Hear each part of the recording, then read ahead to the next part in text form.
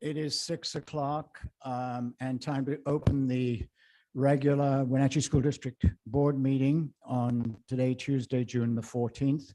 And I will call us to order and to say the Pledge of Allegiance.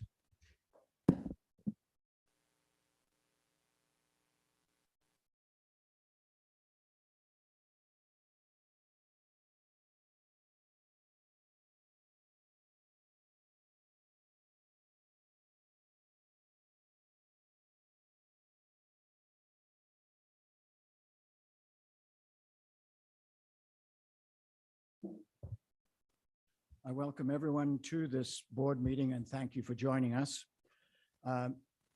Bienvenida a esta reunión a todos. La reunión de la mesa directiva del Distrito Escolar. Gracias por su asistencia. The meeting is conducted in English, but we do have translation services, so the citizen comment will be spoken in Spanish and be repeated in English.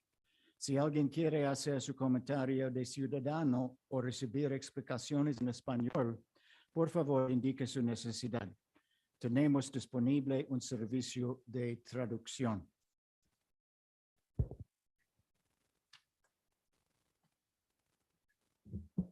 The first item on the agenda is the public hearing on director districts. And I will follow a script on that.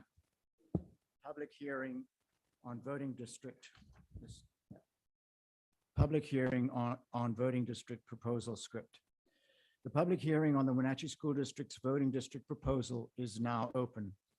The purpose of this public hearing is for the Board of Directors to hear and consider testimony or comment, and ultimately to take action regarding the district's voting district proposal. The public hearing will proceed in an orderly fashion, and I would like to ask your cooperation in complying with the following rules and procedures established by the Board of Directors. Everyone present will be given an opportunity to testify and be heard. However, all persons wishing to be heard at this public meeting should sign up on the sign-up sheet located in the entryway to the boardroom. Persons who do not sign in shall speak only after all those who signed in have given their testimony. The board secretary will be recording what is said at this public hearing. Therefore, when addressing the Board of Directors, begin by stating your name for the record. Speak slowly and clearly into the microphone so that your testimony may be heard. Only one person will be allowed to speak at a time. Out of respect for all speakers, no uncivil behavior, applause, booing, harassing remarks, or other audience participation during or at the conclusion of anyone's testimony will be tolerated. This is the time for the presentation of testimony. No debate is allowed. Each person's testimony at this public hearing shall be limited to 3 minutes to ensure that everyone is given the opportunity to be heard. Before hearing from the audience, we request that District Legal Counsel Danielle Marchant provide background information on this issue, and I now turn this over to Danielle.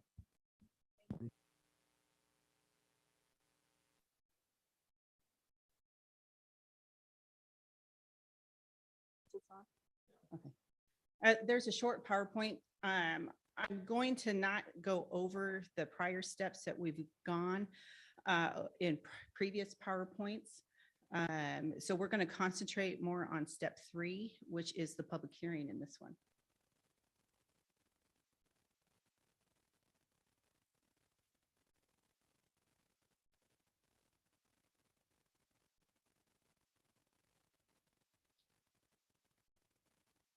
I'll just start. So the public hearing is going to be run under the Washington Voter Rights Act and also under policy 1105 for the district. Both of these things provide the district the authority to change its electoral system.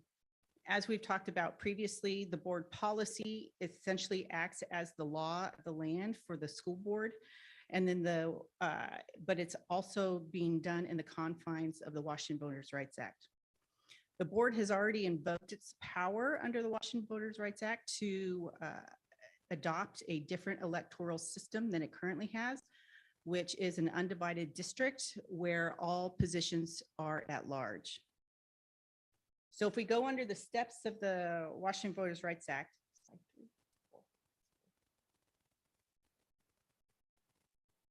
Next one, this one.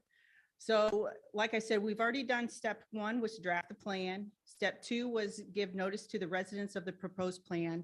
And now we're on step 3, which is the public hearing. Next slide.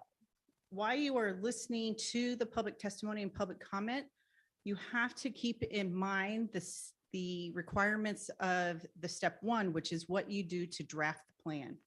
The district has proposed a 4-district 1-at-large plan, and these are the things that you must keep into consideration when people are testifying.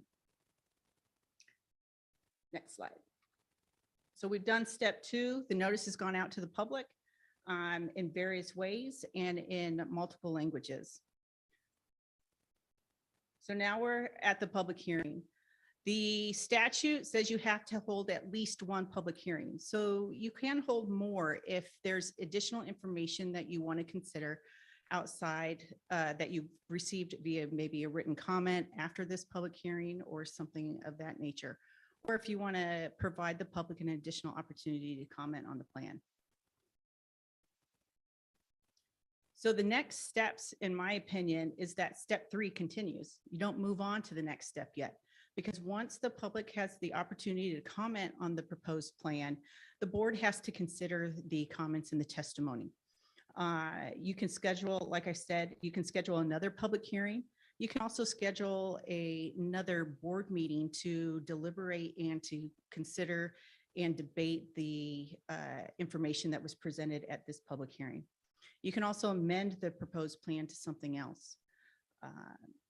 And then the last bullet point there is actually step 4, which is once the board is ready to adopt a plan, you schedule an open public meeting to adopt the proposed plan. Next slide. That is the brief overview of where we have where we started and where we currently are and where we may be headed. So any questions from the board? Any board member have any questions? I do not at this stage. Okay, thank you. Thank you, Dan. At this time, the floor is open for comment and testimony from the audience. Please remember the rules and procedures discussed at the beginning of this public hearing. I will now call upon the person signed up on the sign-in sheet in the order they appear on the sign-in sheet. And Kim, can you lead with the names and introductions? We have, I believe, about 5. Oh, should I do that? Yeah. Okay. Sorry, I thought you did. Yeah. The first person is Paula Grebe. And actually, that's a remote request.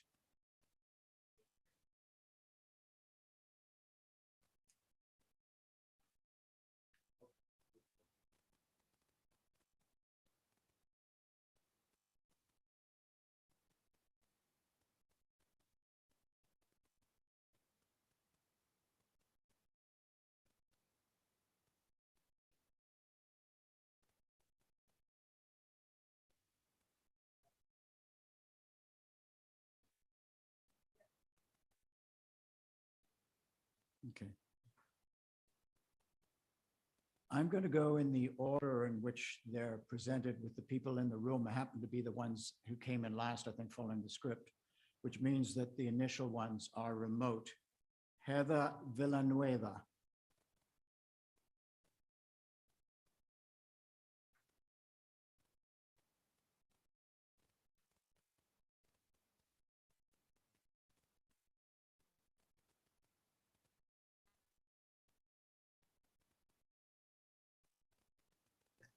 Hi, good evening. My testimony actually builds on Arlette testimony, so I would not mind if she went first.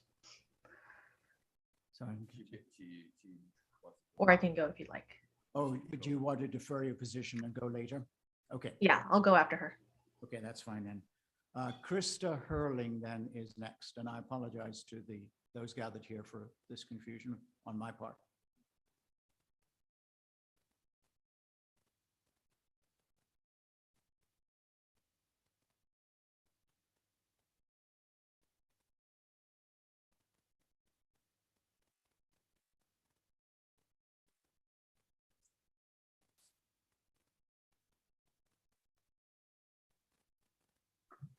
Hello, You are up. We can hear and see you. Thank you.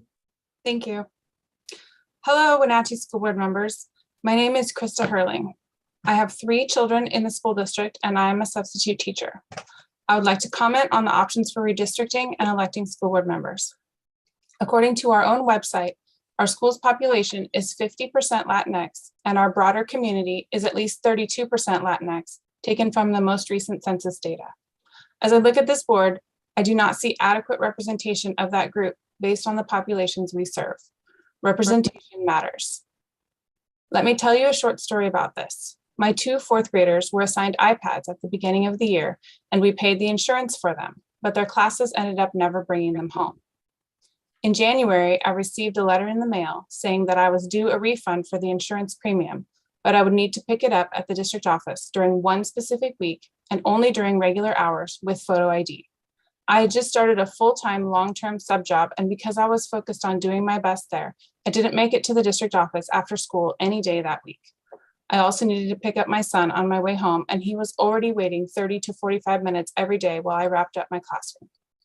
All this to say, the timing was difficult, and when I eventually communicated to the district, asking if there was any other way to receive it, I eventually got it hand-delivered to me at the school where I was working, which was quite a surprise. When I mentioned all of this to a Latinx friend of mine, they were appalled. No one seemed to have thought through how people without transportation might get to the DO, or parents who work full-time and couldn't take any time off during the day, among other issues. There was no mention of any other option in the letter, and since I had 2 students, it was worth $50, which is not an insignificant amount of money. At this point, I honestly do not know if all the premiums have been returned to their guardians, but I would hope so. My point in sharing this story is to remind us that perhaps if we had more members of underrepresented communities at all levels of our organization, this would not have happened. There would have been multiple options for receiving your money back, clearly communicated from the start, and not such a narrow window to collect it. As you move forward in deciding which option to choose for electing school board members, I hope you will keep this story in mind. Every population and area of our city deserves to be equally represented. And it matters for kids to see leaders who look like them and that they can aspire to be like. There are some voting options that spread the representation much more fairly, like 5 individual districts with none at large, and even more, ranked choice voting, which can be done perfectly legally in Washington. Please remember that our district is committed to equity, everyone having a fair voice, and that starts with who is elected to run the organization. Thank you for your time.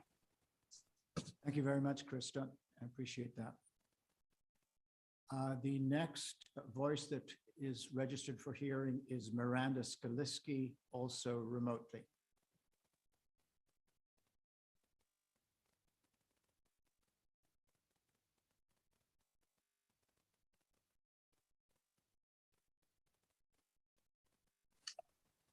Hi, everybody. Can everyone hear me okay?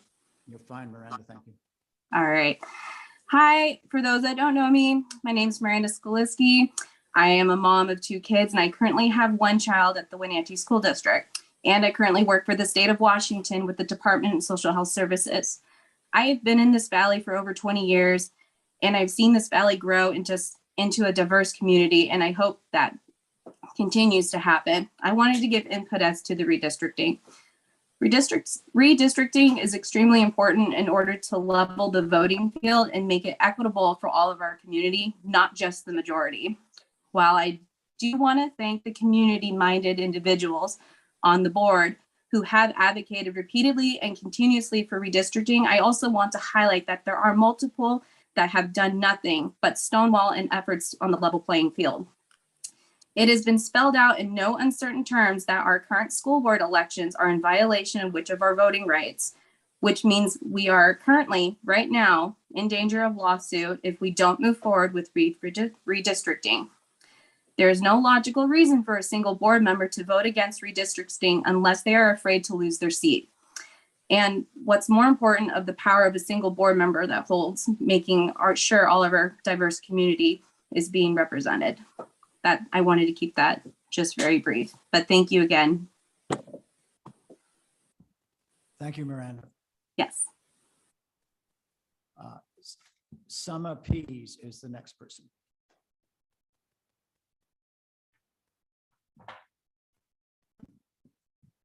Hi, my name is Summer Pease, and I'm a rising senior at Wenatchee High School. I'm here to speak to you as the head of the Wenatchee School District Student Advisory Council. Our council is made up of 12 students across both Westside and Wenatchee High Schools who come from diverse backgrounds and different idea points. The proposal is something that we all support. One of our members brought up how not only does this follow the Washington State Voters' Rights Act, but it also follows our new Big Six strategic plan. WSD wants to build a thriving environment for our students who we're all here to see and who this vote we should be thinking of. In order to build this thriving environment for our students, the strategic plan highlights hiring staff that represent our community and, more importantly, our student body. If we're doing this in our classrooms, there's no reason we should not be doing this at the board level. Students need to look up to the people who are making their decisions, people who look like them, people who can empathize with them in order to feel like they belong in our district. If students do not feel like they belong in our district, they're more likely to turn their attention places where they do feel like they belong. After countless conversations with our council and then turning to our peers for their opinions, this is something I can confidently say all students are going to support. As students, we don't actually have a vote in this decision, so I ask the board to please vote yes on the new school board district voting plan. Thank you, Summer. Emma Philly. Can you please go to the microphone, because this also needs to be broadcast and everybody needs to hear you. Thank you. So the comment that I had was actually regarding the CVCH contract. And so would it be appropriate for me to do that at the public comments? It should be done in public comment, Okay, yes. thank you. Okay, thank you. And we'll reserve your place there. Arlette Lopez. Oh, there you are.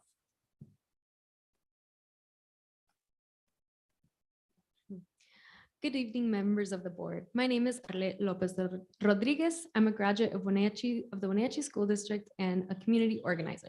As someone who still has siblings, cousins, and friends in the district, I believe Wenatchee has the opportunity to positively shape future generations of leaders, starting with how we elect our board.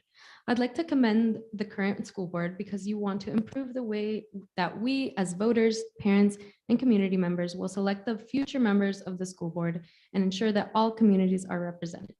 The school board already agreed that the current way of electing board members may violate the Voting Rights Act, the voting rights of Latinos under the Washington Voting Rights Act.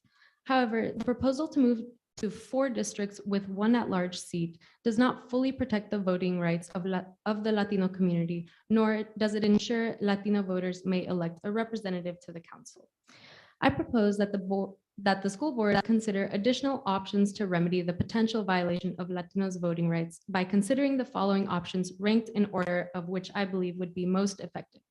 Proportional elections using ranked choice ballots, 4 or 5 districts using ranked choice ballots, or 5 districts using choose one ballots.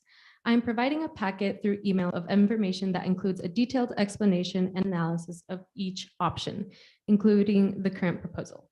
I also wanted to recognize the farewell we are giving to a dear mentor and great leader, Dr. Paul Gordon. Thank you for extending the opportunity to be a part of several leadership programs and exemplifying what servant leadership should look like. In 2019, shortly after Superintendent Gordon was appointed, he and several board members and district staff organized an outreach effort called Community Conversations with our families and local leaders in association with different entities like the Wenatchee Valley Museum and local nonprofits like CAFE. And overall made a great effort to reach out to our marginalized communities. I propose similar efforts be made before you all vote on a final model. In order to have a truly representative electoral system, I ask that the board engage with community in order to meet them where they're at and have dialogue about all the options on the table. This would allow folks to gain more insight and information on how each option could affect families and children. As board members, you all made a commitment to address the needs of your community and your constituents. Constituents deserve to be properly informed on all the possible outcomes for future elections. Together, we can better provide opportunities for all children enrolled in the Wenatchee School District to thrive without exceptions. Thank you. Thank you, Arlette. And now we go back to Heather Villanueva coming in remote. Yes, thank you. Good evening, school board members. Thank you for allowing me to speak today. My name is Heather Villanueva. I am the Deputy Director of More Equitable Democracy, a national organization based in Washington State that is focused on advancing racial justice by transforming our electoral systems. My organization has worked to advance voting rights protections in Washington, Oregon, New York, and Virginia. As individuals, even before our organization was founded, we actually were involved in the passage of the Washington Voting Rights Act. We have also helped to enforce the Washington Voting Rights Act in Yakima County and have worked with members in other states who wanted to change the way they elect representatives in order to ensure the voting rights of people of color are protected, like in East Point, Michigan, and Portland, Oregon. I want to thank the school board for being proactive in addressing potential voting rights in Wenatchee School District. It's the right and fair thing to do. I also support Arlette in her ask for the school board to consider additional options in finding the final solution and to have a meaningful community engagement process. In our analysis, the proposed plan for 4 district-based members selected via choose one voting is unlikely to remedy the issue of the Latino community not being able to elect a candidate of choice. Though the district drawn to give Latinos voting rights is 55% Latino, it is only 36% Latino people of voting age population. This means that that group will not be able to win an election if 50% of the votes are required to win, as they often are in general elections that are narrowed down by primaries. We recommend a proportional system instead, which our analysis has shown to be more likely to result in the Latino community members being able to elect a candidate of their choice and win representation that is proportionate to the size of the Latino voting age population. The system, while uncommon, is not new. The packet that Arlette sent to you has several background articles pointing to its effectiveness in increasing representation for marginalized communities. We believe that this type of electoral system is permissible under the Washington Voting Rights Act if adopted in order to remedy a potential voting rights violation, which in this case it would be. Arlette has provided a legal memo from the Campaign Legal Center, who represented clients in Yakima County, making a strong case for why this is so. My organization is here to provide information to you and to the community, and we'd be happy to share information to you to an analysis about this voting system and other options, such as the 5-district option or a 4 or 5 district option that uses ranked choice ballots while retaining single member districts that Arlette mentioned. I would urge you to take the step that Arlette outlined earlier to provide a venue for folks to receive information and ask important questions so that community as a whole can make an informed decision with all options on the table. Please consider myself and my organization as a resource to you, and I'll be happy to answer any questions that you may have now or as the process proceeds. Thank you. Thank you, Heather. At this point, is there anyone else who has not spoken and wishes to?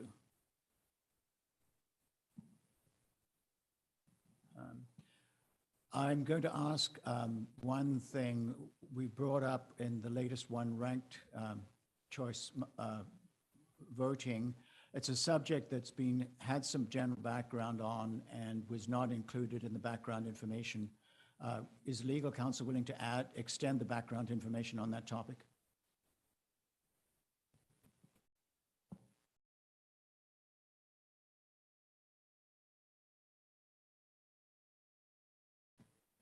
I'll provide a brief statement in response to the ranked choice voting. In my opinion, it is not available to the school district to adopt as its electoral system. My office has met with Ms.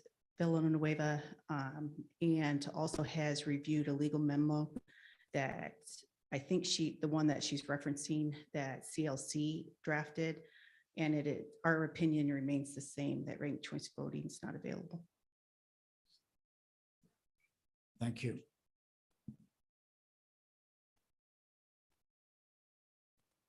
Hearing that there are no additional speakers and we've extended the background information, does the board have any questions for the speakers or presenters? Yes. Could you remind us if we have a deadline to make a decision?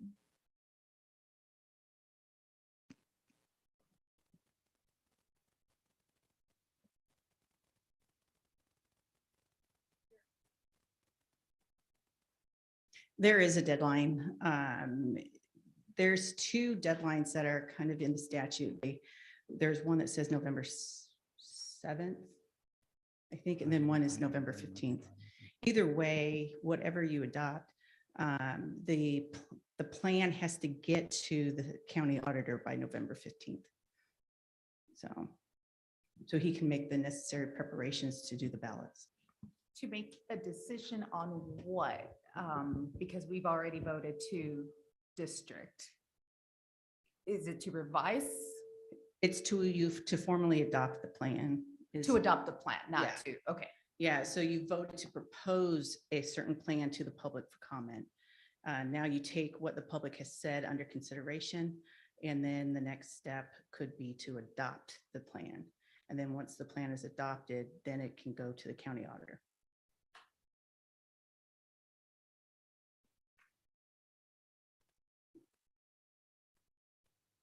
Any other board questions or input? This is a public hearing stage we're at.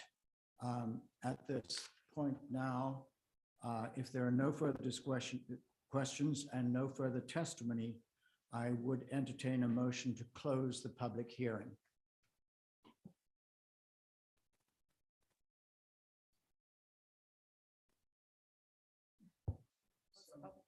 Thank you, Julie. I hear a proposal to close the public hearing from Julie. Second. Thank you, Laura. There is a second. We have a motion and a second to close this public hearing. At this point, I will ask all those in favor to indicate that they are voting in favor of closing the public hearing. Aye. Aye. And I do not hear any opposition. So that being the case, the motion passes and is carried. This public hearing is closed. Thank you, everyone who provided public comment and testimony.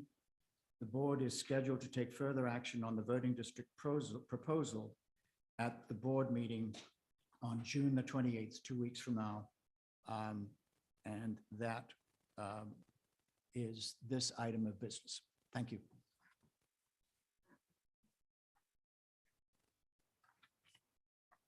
The next item on the agenda is the consent agenda.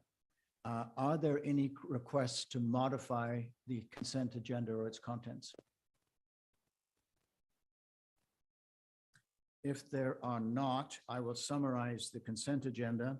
It includes approval of the minutes from the workshop on the 16th of May, the regular meeting on the 24th of May, vouchers and payroll, the personnel report, the surplus report, contracts as provided on a schedule, field trips as summarized, and second reading of policies that we looked at the first reading and discussed at the last meeting.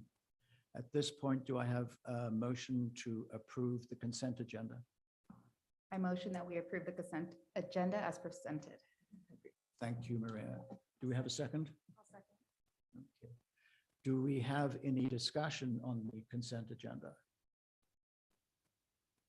That being the case, I will call for a motion for approval of the consent agenda. Will all those in favor please indicate that by saying aye? Aye. Aye.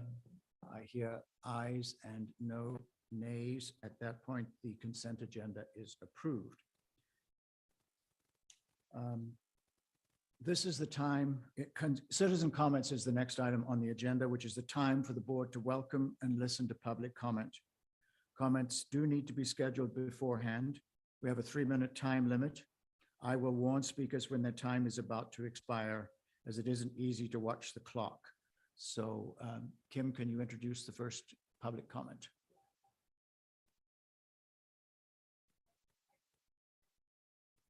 We do have Emma Philly who wished to make a public comment rather than comment on the voting district. So take the podium and the microphone. Thank you.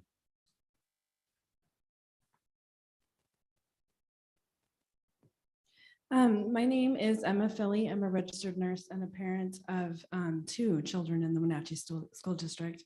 I just wanted to talk about the CVCH contract. As I understand it, more from a medicine background, The last meeting, there was a speaker who mentioned on page 12, section C, it was item number 7, that students under the age of 13 can be prescribed psychotropic medications without their parents knowing it.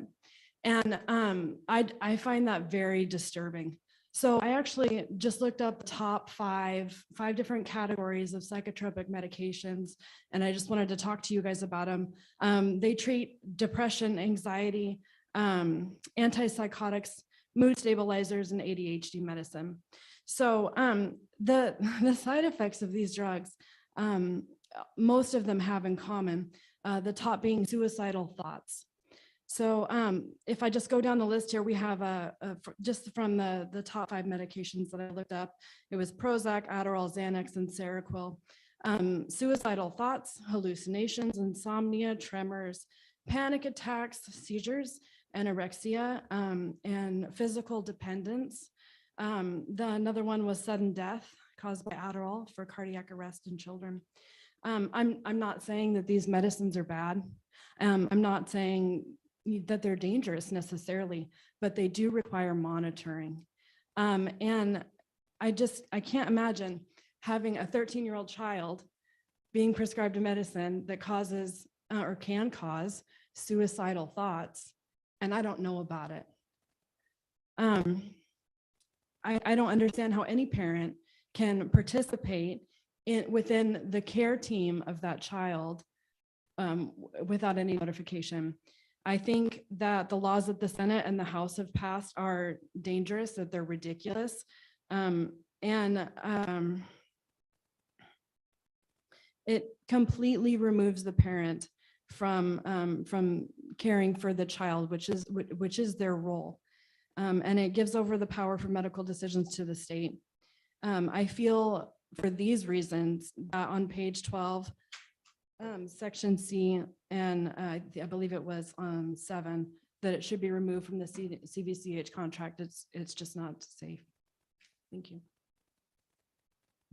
Thank you for coming to give us your comments, Emma. I appreciate that. Okay. I believe there are no more citizen comments. Is that correct? Just making sure. Okay. The next item is a special presentation, a budget update. Jeanette will be joining us from the finance department to review where we're at currently within the budgeting process, which is an ongoing process and will continue also at the June 28th meeting. Jeanette, you want to give the board an update as to where we're at right now? Yes, I will.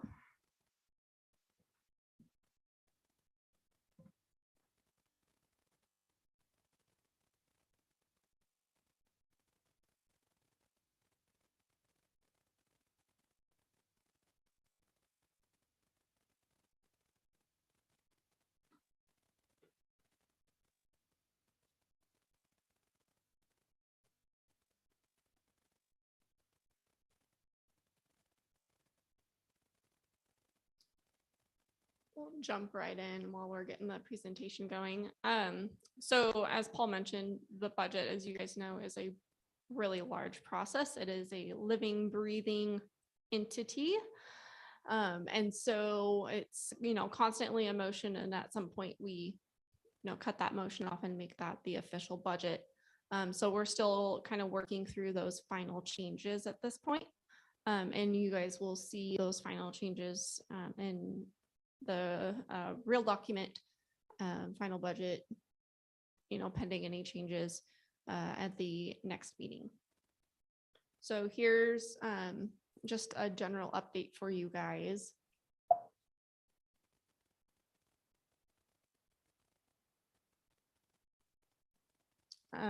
Just again, the budget is a value statement, so we always try to keep that in mind and reference our promise statement and our big 6 values.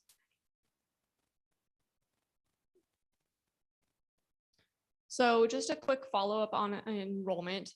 I was able to get the 2020 birth rate data from the state website. They finally released that.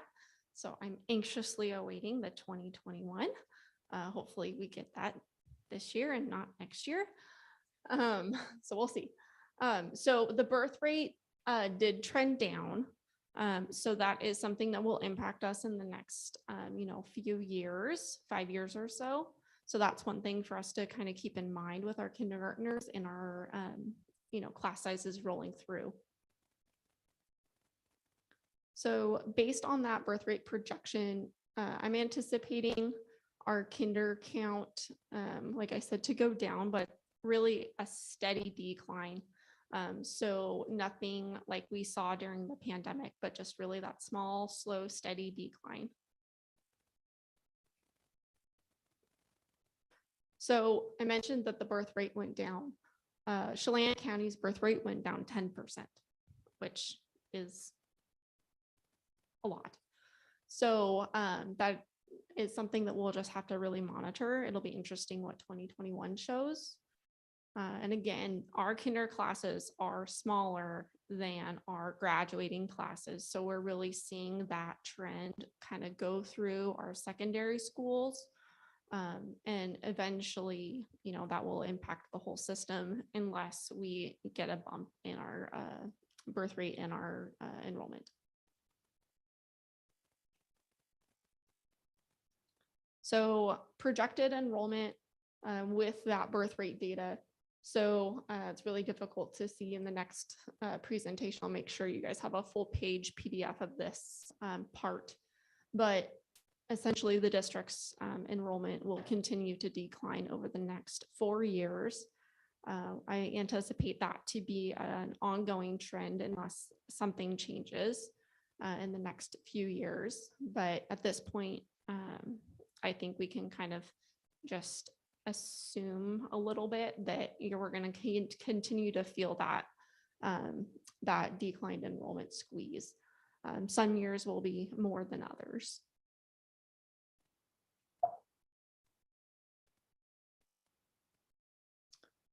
So moving on to staffing, just a brief update from what we saw the last presentation.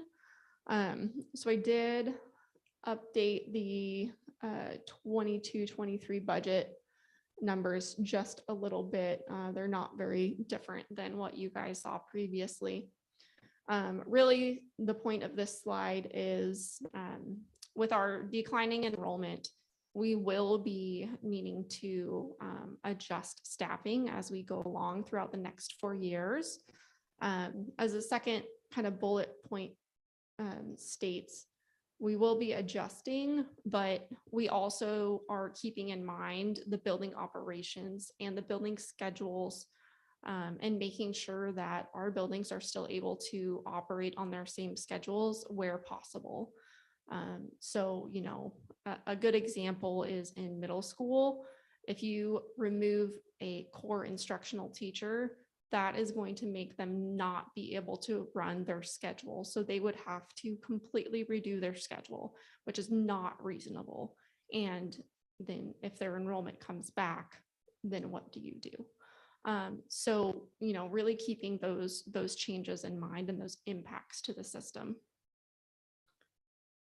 And again, we continue to analyze staffing. We continue to analyze positions when they're requested, or when somebody leaves, really making sure that we're making those mindful decisions.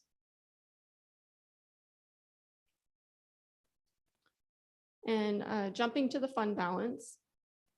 So the last meeting that we reviewed fund balance, I was anticipating that we would begin next year with about $12 million. Since then, the legislature has passed their budget, and within their budget was some enrollment stabilization funds.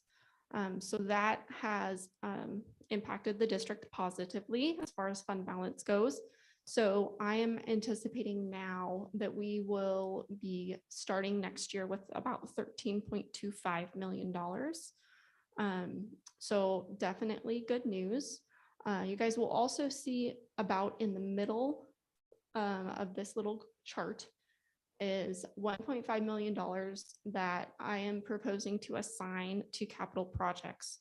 And that would be through a board resolution. So we would do that formally through the board. And that would be specifically for the softball field project that we've talked about previously. So that would kind of be that first step in the financial process of committing funds to that project in the future. Obviously, we don't know exactly when that will be, but committing those funds is kind of that first step, financially speaking, to work towards that. So my anticipation is kind of doing that in August when we're adopting the budget so that it's ready to go for our closing our books officially on the current 21-22 year, so that that's all ready to go for next year. So this is a summary of what I am projecting at this point our next year would look like at a very high level. So again, beginning the year at about $13.25 million. Our revenues would come in just over 148 million, and the expenditures would be about 151 million. So expenditures would be higher than revenue. Those expenditures do include a $4 million transfer to capital projects, again, to address the softball field project. So that would give us the budget capacity to be able to do the work that we need to. And then in 23-24's budget, so you'll see that when you see the 4-year projection, we would do potentially another transfer of $1.5 million if needed to finish out that project, because I do anticipate it will take multiple fiscal years to complete the project at this point. So just building in that capacity to be able to complete that. So for next year, with the $4 million transfer included, that would bring the fund balance down to almost $10.2 million, which would be 6.73%, which is 1.73% above the board's 5% minimum fund balance policy. And when we're looking at that, you know, the 4-year projection, which we'll look at in the next meeting in 2 weeks, and you'll see that $1.5 million transfer, we will be maintaining that 5% minimum fund balance policy that the board established.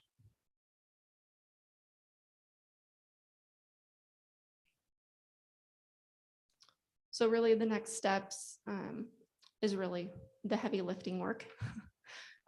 So really polishing up everything, balancing, you know, our grants and our programs, fine tuning, make sure, you know, that we have that financial stability and are able to meet all of our obligations, and finalizing, you know, all of the other funds like capital projects, debt service, ASB, everything else. And then preparing the budget for OSPI, that's due at the beginning of July. And at that time, that will also be made available to the public. And then in August, we will do a budget hearing and a budget adoption. So that's where we're at in the process. Looks like about halfway through, but it feels like about a quarter of the way through for me.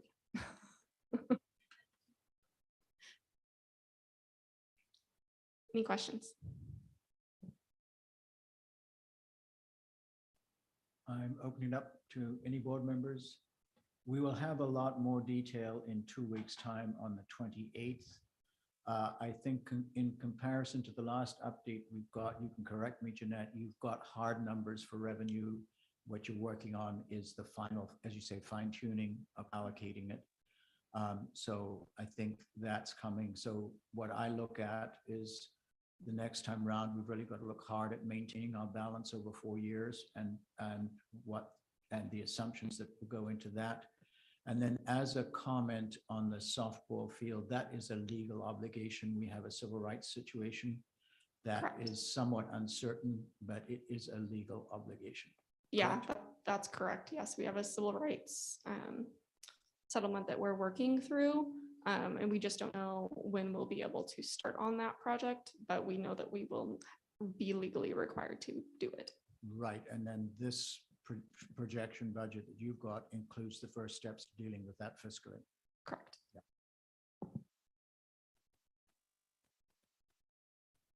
There are no more questions. Thank you very much, Jeanette, for that presentation, and we look forward to hearing from you in 2 weeks' time. The next two items are discussion items, and the first one is a safety update.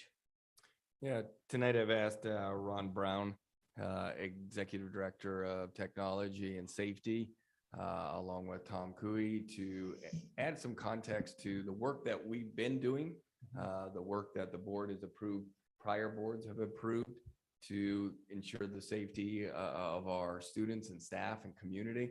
But I really felt it was important to bring Ron to the table to give the board and the community where are we at and the work that has been going on and the work that will move forward in the future. Ron? Okay.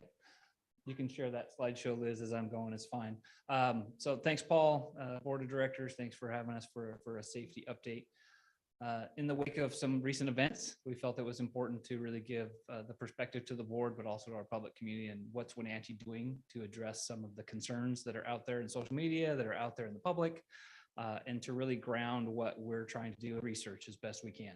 So tonight's an opportunity. I'm not the expert in this. It's why you gave, and Paul and I had the authority this year to hire a safety security coordinator who has the background and expertise in law enforcement, many years of that, Tom Cooey, who's going to do most of the presentation tonight and give you a good idea of what has been happening in the district. I'm very confident we're in a great place.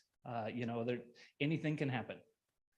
And that's what we have to be ready for, is that anything can happen. But we have many of the systems, as you'll hear from Tom, that are nationally recognized and research recognizes to be the right steps and the proactive steps to keep our kids safe, to keep our staff safe, and to keep our community feeling like it's a safe place to send their students. It is the safest place to send your kids, is to school every day.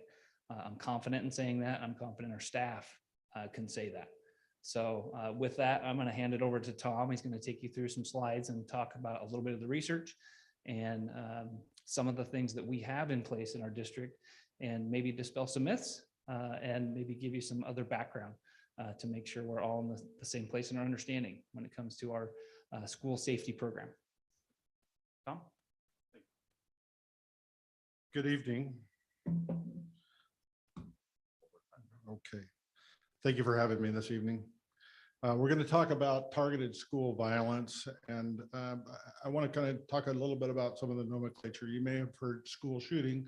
School shooting would be any kind of shooting at a school. Might not be even just an accidental discharge. Something like that would be a school shooting. You may have also heard active gunman, active shooter. That's a situation where there's a gunman that is actively shooting people. And then you may have heard planned attack. Planned attacks are broadly used for all kinds of different venues. And we're finding that in school shootings, targeted school violence, 93% of the attacks are planned. So what I'm going to be using for my cues this evening is this 2021 study by the National Threat Assessment Center. When we came under Homeland Security, the National Threat Assessment Center kind of took over examining school violence and these targeted threats. And they have, in several years, released different studies starting in about 2002. Their latest one is this one, and this is what I used to base this talk this evening on. And I'm happy to say that all of the recommendations contained in this paper we have instituted and have had instituted since before this paper happened.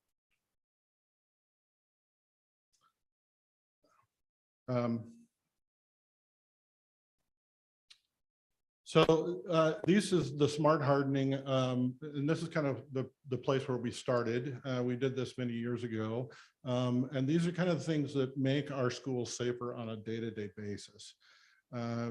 This was kind of the thing that started in 2002 when NTAC released their first study, And this is kind of a base line to do.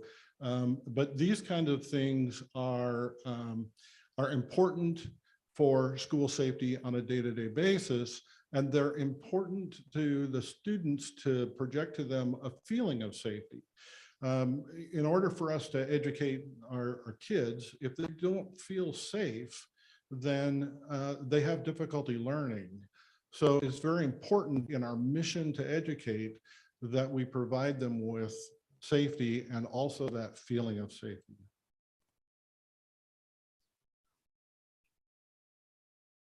And when we are changing our environment, promoting our environment towards safety.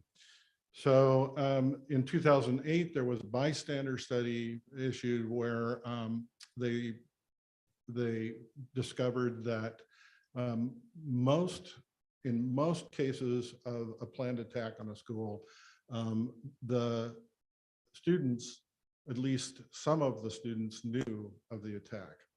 And it was important to create a culture where they felt that they were empowered to come and talk to us about these kinds of things, and two, that that the culture within the school was accepting of them. If you know school safety, then you are a big fan of PBIS and a multi-tiered support system. These kind of programs are essential to school safety, and you might not think of them as school safety programs, but in reality they are, because they build that culture of trust.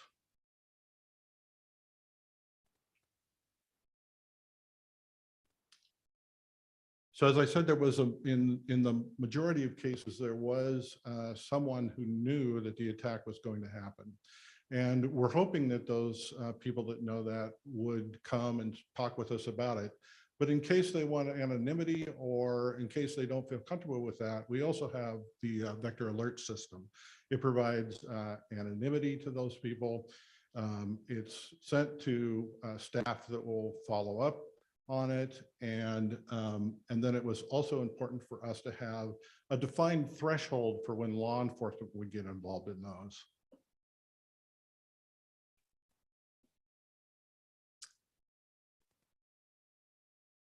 And then we needed to define behaviors that were concerning and prohibited. So things like bringing weapons to school, violent acts, threats, things like that that are just objectively concerning, those create a need for an intervention and supports.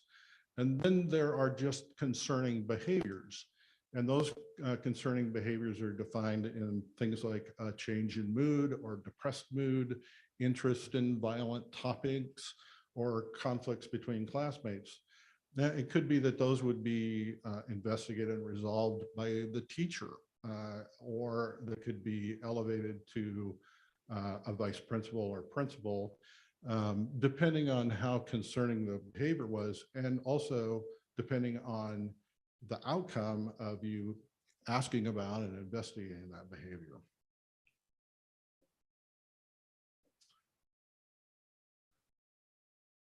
So once we have defined a threat, we have uncovered a threat, then what are we going to do with that information? So we've instituted the Salem Kaiser Cascade multidisciplinary threat assessment system. Boy, that was a mouthful. This is not a criminal investigation. It's a behavioral, social, and emotional intervention. And it involves school administrators, our school social emotional staff, could be school psychologists, counselors, myself, our SROs. It kind of fluctuates based on the case at hand, but it is basically individualized to the situation. And its goal is to create an individualized plan where we can support the student and and intervene to maintain safety in the schools. We have a safety and security team. Our school resource officers, Corey Fuller and Natalie Steele, our security safety officers, Janine Owen, and whoever replaces me, because that's what I used to do. And we have two technicians, Jeff Schoonover and Ryan Horn. There's a lot of technology that's going into safety in schools right now, and those guys do a lot of great work for us. I'd like to particularly talk about the SROs. They play a really important role in the prevention of school violence. In nearly 1/3 of the 67 cases from this study that I'm referring to this evening, SROs played some role in averting that attack. So there were 67 attacks that were averted, and 1/3 the school resource officer played a role. The police at large, if you take the police at large, 42% of the reports of planned attacks would come from the police. That's equal to our staff. So 42% for our own staff, 42% for the police. And then our greatest asset are employees. And you can tell they're important because I gave them the fanciest slide. And you may recognize the words up here: diversity, equity, and inclusion. And why would the safety guy be talking about diversity, equity, and inclusion? This is our promise. And for us, this is not just a promise. This is action. This is work. When you know about school safety, you know that meeting the kids where they are, seeing them for what they are, and when a student can see equity in the very foundation and fabric of their school, and when a student knows that they belong and is secure in their connection and their relationship with their students, then the school just becomes safer. And the desperation that comes from an act of perpetrating an attack on a school just won't happen.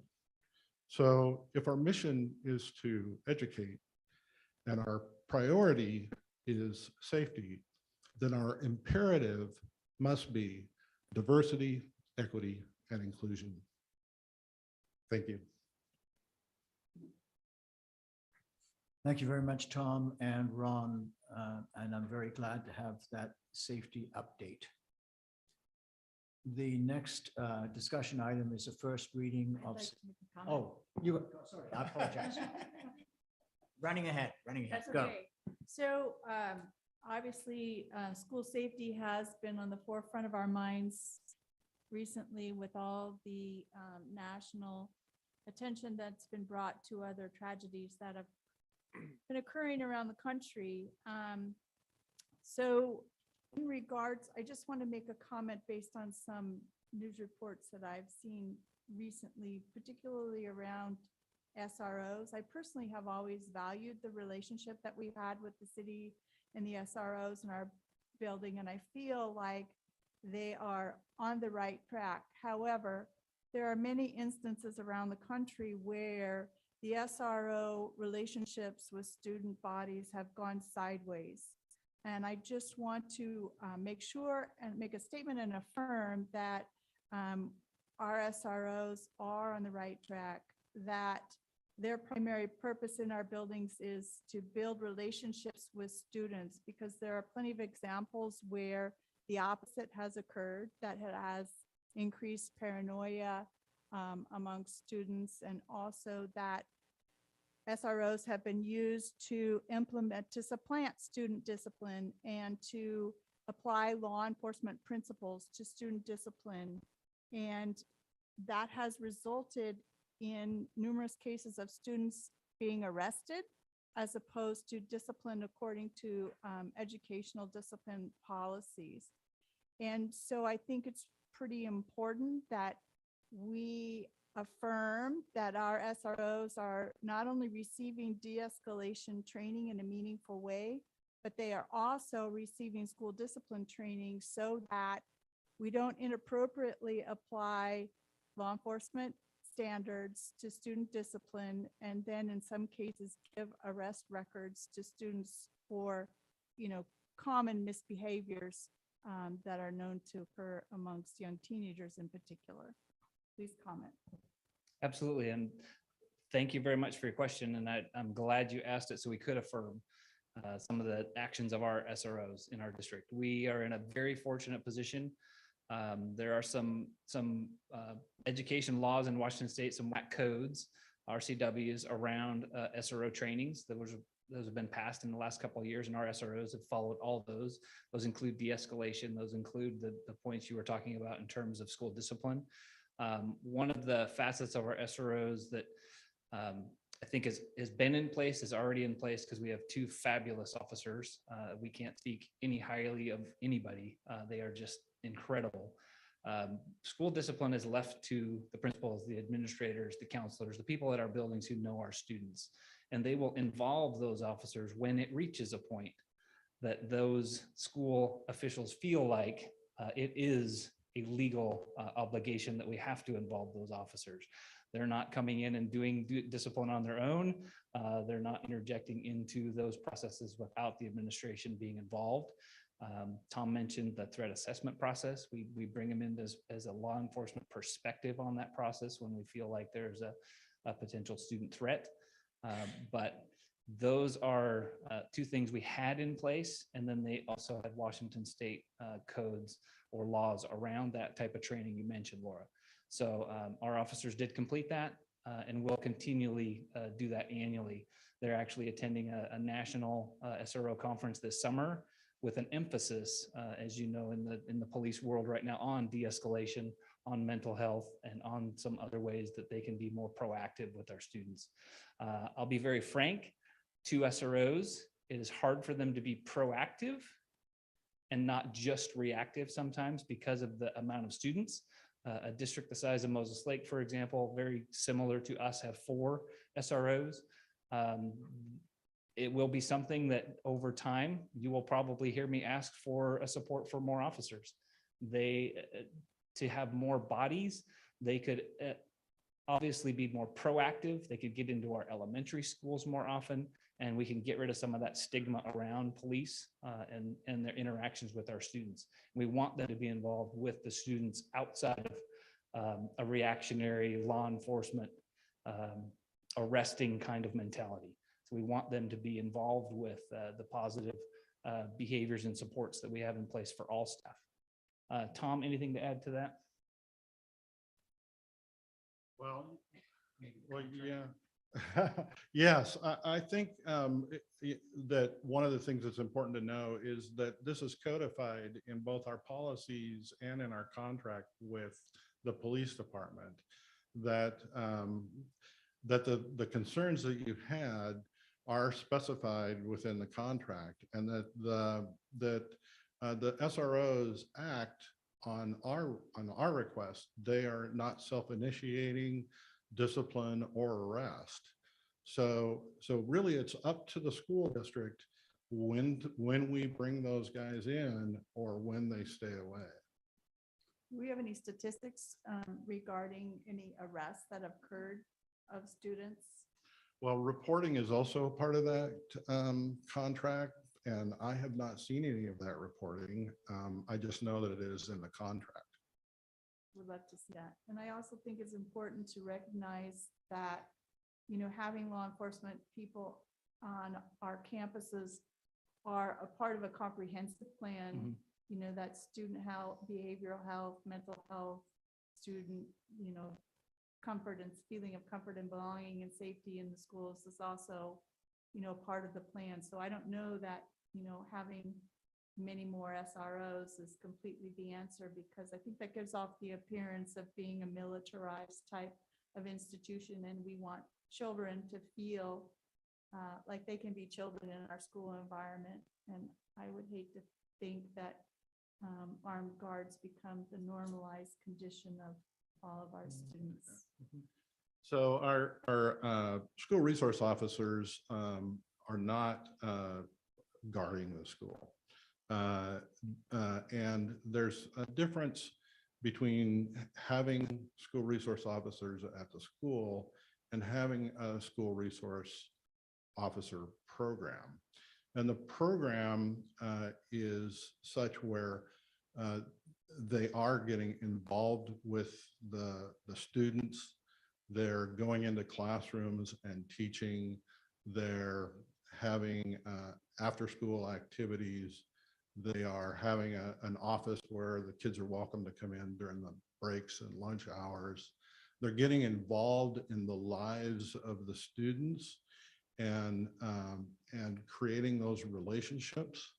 And when they are just coming to the school in response to a call, and then going to the next school in response to that call, and just kind of going bing, bing, bing around the district, then that work becomes very difficult for them to do. And that's why we want them to be proactive in building those relationships instead of reactive to only reacting to when they're called for a much more negative situation. Good point. I want to see some dance competitions with the SROs and our students. Yeah, they would be happy to do that. It has been a long time conversation. They're fairly new to our district. I'm fairly new to this role. Tom's very new to this role. We have some plans moving forward. One of our officers, Officer Fuller, said, I want to stand up some pop-up soccer games this summer and come in my unmarks and get some kids together. And that's what we need to be doing. But the difficulty during the year is when there are incidences, as Tom mentioned, they're very busy. With 7,200 students, it is a very busy time for them to try to do that proactive work. Is difficult to schedule in. So you will probably hear from me in the future, asking for an extended partnership with the Wenatchee Police Department. And I know they have expressed interest to us to potentially expand that partnership and increase the number of officers. So they are having those conversations on their own to see if they would be in a position to maintain or add to that partnership we have, because it's been very positive. We have incredible officers that are helping us out. With Tom's help, we've come a long ways with that. As far as the reporting you did ask, I want to real quick touch on that. The state law did include our requirement to report on any incidents of behavior where the SRO is a part of that process. So this is the first year of tracking that. It's the first year of actually recording that or being asked to track that. So if there's a discipline occurrence and the SRO is involved through an interview, through consulting in any shape or fashion, that gets reported in our student information system. We will be reporting that to OSBI. So after this year, we will have some data on how many times that happened and what that looked like, what kind of incidents those were. Thank you. And again, I do support the SROs, and I'm glad that they are in our district. So thank you. Thank you. Anything further? No, I just wanted to touch base on commend the process as a parent of the incident that happened last week? Yeah, last week. Just the swift communication on remind, this is happening, this is what it is, this is what it's not, it's over. And also the swift communication between the partnership that Tom has established with Wenatchee Valley College, because I think we often forget that we do share students, our Running Start students. And so again, as a parent, as a community member, I would like to send kudos your guys' way for the way that was handled and processed. Thank you. Yeah, I would just finish by saying something very similar to Maria, that I am incredibly proud of the two of you, of the work that we're doing in our district. Really pleased with the board's commitment over time. This is not a this year thing. This has been a long-term commitment to creating safe environments for students, for our staff, and for our community. One of the pieces that I just want to reiterate came from a book that I was reading. It's The Violence Project. It is jaw-dropping. It is about data to researchers have researched every mass shooting in the United States, school and non-school mass shootings. Incredible amount of data, ordered the book for our cabinet team. But why I bring it up? It connects to what Ron and Tom are talking about. At the heart of all school mass shootings was a lack of a relationship. Relationships are the key to stopping these. Not, quite honestly, from the research, this isn't opinion. When they've looked at every mass shooting, every school shooting, it came down to a lack of a relationship, a lack of connection, a lack of belonging, and that need to feel connected sometimes manifests itself in a very unhealthy way. So I am supportive of hopeful some federal legislation that will come through that will look like additional dollars for SROs and additional dollars for counseling and additional dollars for mental health. Those are those pieces that we continue to struggle in. And even though the board and the state of Washington have increased mental health and counseling, we need more. We need more professionals who are able to help guide us. This pandemic did not help anybody, but issues were there prior. To say that the pandemic, that's the only why, is absolutely a false narrative. We need to connect with each and every one of our students. It is profound what we can do as adults. In each of those situations, it was about a relationship or a lack thereof a relationship for these young people. So I just commend the two of you that you lead with that relationship. And as I've gotten to know our two SROs, those two individuals, and throughout this entire organization, it is that. And you see it in our big six around belonging and why it's so important to champion social emotional response for our students and our staff. It is not a feel-good thing. It is not. It is some of the deepest work we do in education. I hear oftentimes, why don't you just teach math and science and leave everything else alone? Well, everything else alone are these little people, these 5, 7, 10, 15, 18-year-olds, these little humans who need support and guidance. Social emotional learning is about those connections and feeling like they belong. I am continue to be so proud of our strategic plan and for our district highlighting the belonging and the connections in the work this district has done, and quite honestly, the support of this board and prior boards to supporting social emotional learning in this district and continuing to do that work. That was a little bit more than I wanted to say, but that's Paul. Get you, for those who know me, not shocking. Almost turned into Catherine there for a second. Okay. Right. Okay, well, I was too short, but I want to make sure that everybody's had a chance for questions and comments. Any more? Thank you both very much. Then back on track, the next discussion item is the first reading of 3 policies. I will review those. Catherine and I met, and Catherine chime in if I miss anything. The first policy is policy number 2140, which is a revised policy.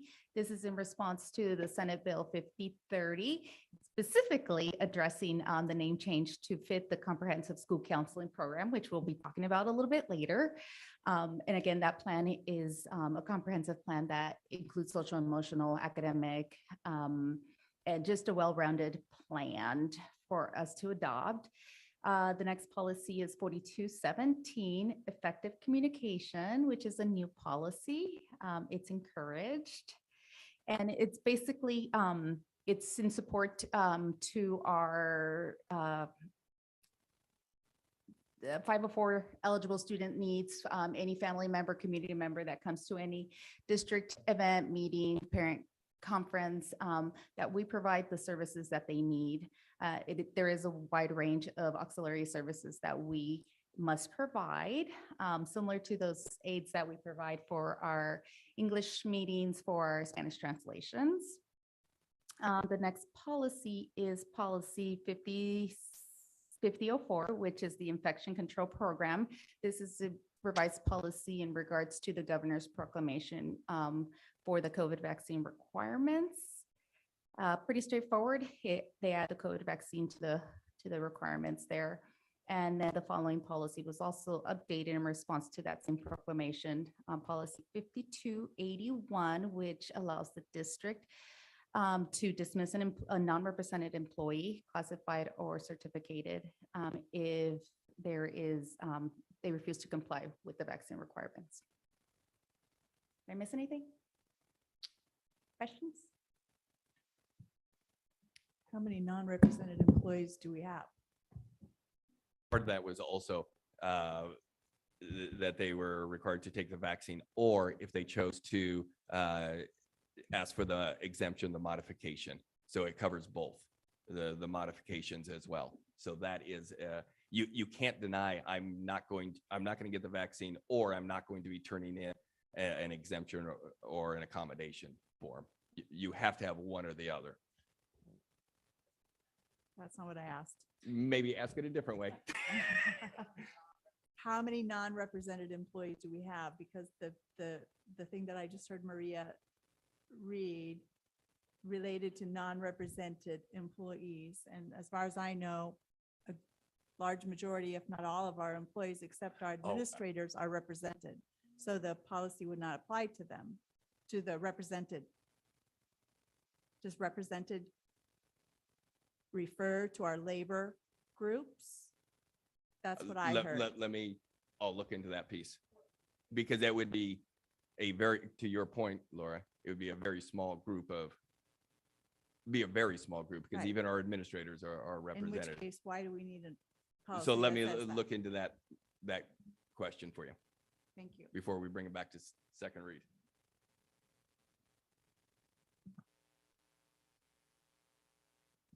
Any other questions and discussion on the draft policies? Okay, well, we'll get additional information in between times and otherwise be ready for policy adoption. We now move on to action items. And the first action item is the Columbia Valley Community Health Contract. Before we get into the action item itself, I asked Dr. Kalahar to give us a brief presentation on the Columbia Valley Community Health and the work that they do. Corey? You for the time tonight. I have with me some folks from the school-based health center partner, Columbia Valley Community Health. So first of all, introduce the team that I work closely with. So Andrea Hoey is our nurse practitioner. She'll be joining me here in a second. Deanna Griggs is our school-based health center clinic manager. And then Bedit Escalara is our school-based health center coordinator. And then we also have some CVCH celebrities among us today. So Manuel Navarro, the new CEO and a strong supporter of school-based health centers, is here. And I think, is it Felipe Gutierrez next to him, the medical director. So thank you all for being here and joining us tonight. As you know, collaborating with medical professionals is nothing new for the Wenatchee School District or for Andrea Hoey. She's been doing that, working hand in hand with us since the 90s, which is great. Wenatchee School District's history with school-based health centers and my involvement dates back to 2012. And took a team of Westside teachers and some school psychologists and a school nurse to Lincoln High School in Walla Walla, which was great. And at that time, the thing that we were working on is how do we bridge the gap between students accessing medical and behavioral services from the school setting and getting them the support they need. We were a little bit jaded with the referral process because a lot of times it just didn't work. We would refer students and they would need to follow their own means or their parents' means to get them to medical or behavioral success. And so we're like, oh my gosh, how do we work within our community to figure out a better way to work on this and to get students the help that they need? So we went to Walla Walla That was a fun experience. And what we found there is they had a school-based health center, but we found a lot more. It was actually what I would say a career-changing, life-changing trip to Walla Walla. Lincoln High School had the school-based health center, as I know, but they also had knowledge of adverse childhood experiences, ACEs, which literally at that time was not present in the world of education. And it was nothing that I knew about. I didn't know the Kaiser Permanente research around that. So it was life-changing. They also exposed us to trauma-informed practices and what that looks like in an alternative setting. I was like, holy cow, why have I not heard of this school before? And the world was exposed to Lincoln High School soon after that through the film Paper Tigers. Did you do your homework? Okay.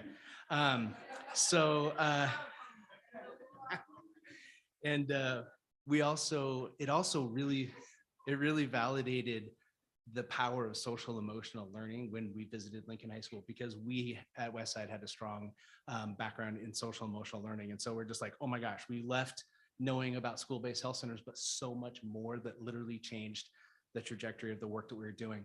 From that time, we wanted to bring Lincoln High School's vision of school-based health centers back to Wenatchee, at least the idea and the concept.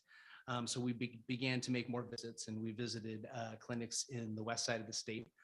We built an advisory board, and we started working on school-based health centers. What does it look like? How can it work in our community? More importantly, how can it benefit our students? The work led to a partnership with Wenatchee Valley College, and as they were concurrently working on school-based health centers, like, holy cow, well, that helps Westside, but really doesn't address the rest of the district. And so we focused a lot of our energy on Lincoln Elementary. And the goal of this work was ultimately to strengthen the relationship between our families, and the medical community and our schools. So let me just put it into context where we are with school-based health centers. It sounds like a school-based health center sounds like this grand, immaculate thing that we have in each of our buildings, and we're really not there. We are in kind of what I would call a grassroots stage, and we've been there for a number of years. Although, with the support from CVCH, we have grown from just Lincoln Elementary and dabbling at Westside High School. We've grown, and what we have in our contract is actually the 2020 contract. We never actually brought that to the board because of COVID and things. So we've resurrected that with the help of Deanna and her team. So that is the context. Literally, Andrea is the nurse practitioner for all of the medical school-based health centers. So it's one person doing a lot of work in a lot of different sites, working out of a lot of different nurses stations and areas. So that's kind of the context. And unfortunately, I think that the behavioral health side of things, which we want and need more in our schools, it's just so overwhelmed. The behavioral services are just overwhelmed in our nation, in our world, in our community, that it's going to be a struggle to get the help that we need for each of our kids. So we're starting off, and we're fighting the good fight and trying to get this work for our students, but it is small. So it is a small context. I wanted to share with the board a couple of things because I think it's important and pertinent to the conversations that we're having. So I'll bring these around.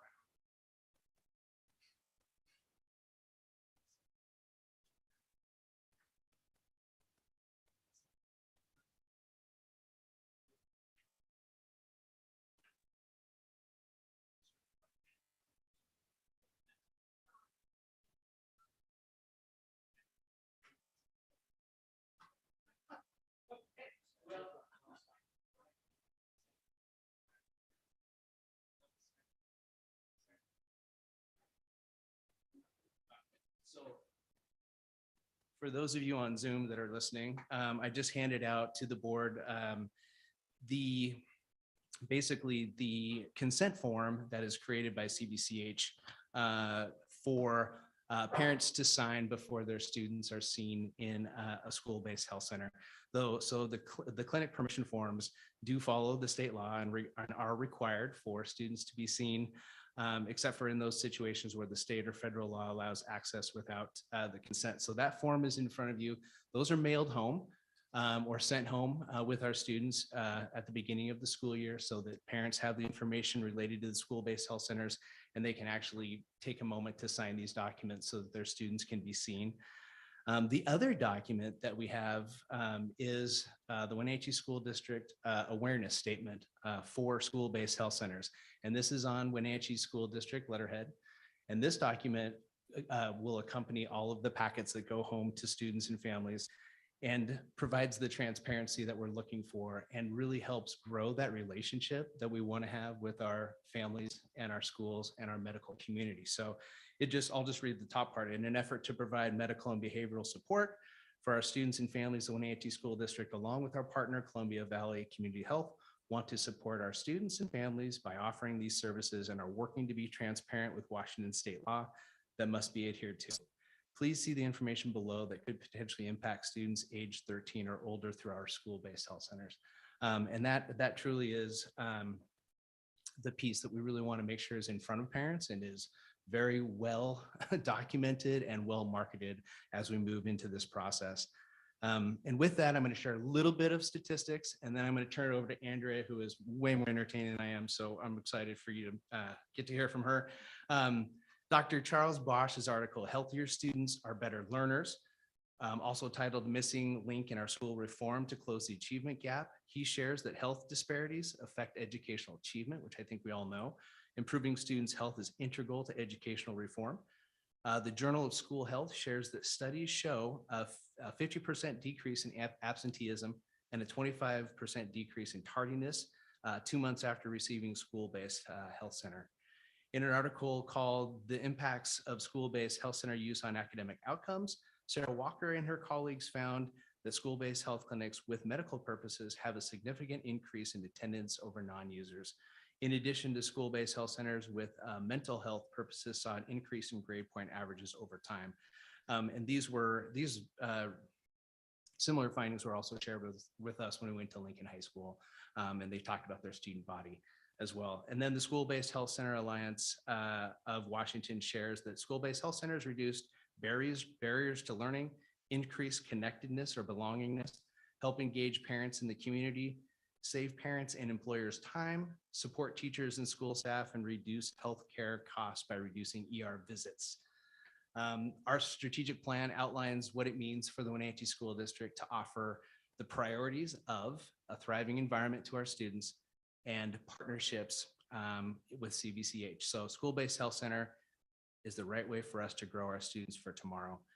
The important work of the school district that stretches far beyond, as Paul, you passionately shared with us, far beyond academics and rolls into social emotional well-being and physical well-being. So we really want to address this contract and this partnership with our community in a compassionate, empathetic, and ethical way that supports our families and students. So I want to invite Andrea to join me up here so you can hear the realities from a practitioner side. And she'll give us a great deal of information and entertainment. Thank you. Well, thank you for the opportunity to give you an update. My name is Andrea Hoey. For people that don't know, I am a bilingual family practice nurse practitioner. I'm entering into my 35th year at Columbia Valley Community Health next year.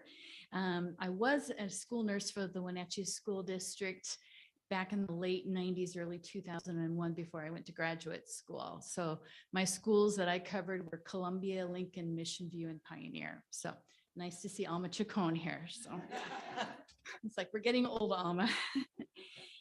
The last time I gave the update was just prior to the pandemic. So we kind of went on hiatus there, but I'll give you just a little bit of our history of CVCH's involvement with the school district.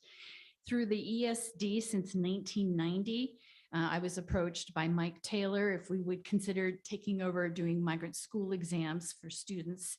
And we have successfully done that. And I've estimated we probably have seen at least 1,600 kids in the last 32 years, probably a little more in some areas. What we have been able to provide at that point was well child checks, school sports physicals, referrals for dental, vision, hearing, specialty care to pediatricians, orthopedics, dermatology, cardiology, kids with murmurs, any other underlying health issues. Using that same model that we had experienced in 2016, we embarked on establishing a school-based health center at Lincoln Elementary for students and faculty. Initially, a mental health counselor was brought on board 2 days a week. That was to help the overwhelmed school counselor with families that were in crisis. Next, CVCH brought on a dentist, and their staff came into the school 2 times a year to examine children's teeth, perform cleanings, and apply sealants, and educate kids on how to care for their own dental health. Those needing in-clinic care were also provided transportation and brought to our main clinic at 600 Aranda Street and provided. Sorry about that. Okay. Is it me? Provided restorative care. So those kids that needed to actually have some dental work done, we had a van, picked them up, had permissions to transport, and actually got those completed. Lastly, a one-room medical clinic was set up in the special ed wing 1 day a week, seeing kids and faculty members. Letters went home to parents and all newly enrolled students and families explaining this offering, and if interested, medical insurance coverage consents were signed. Melanie Wallace, the school nurse, was instrumental in streamlining this process and helped in referring students. It was great. She would build my schedule before I got there. She was there on Tuesdays and I would be there on Wednesdays or Thursdays. So we have served approximately 80 to 100 patients annually, including well child exams, vaccine clinics, adult ill exams.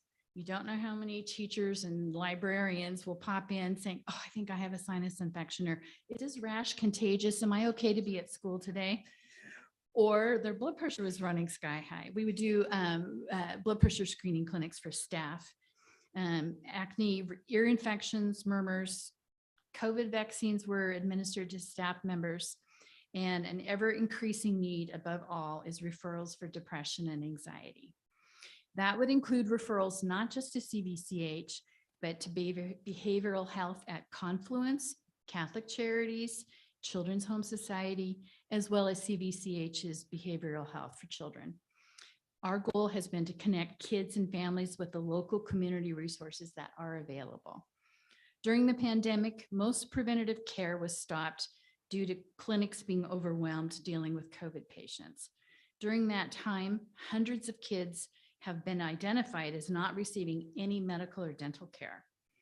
We are helping to work through that backlog and have identified over 100 children at just Mission View and Newberry elementary schools in need of preventative care.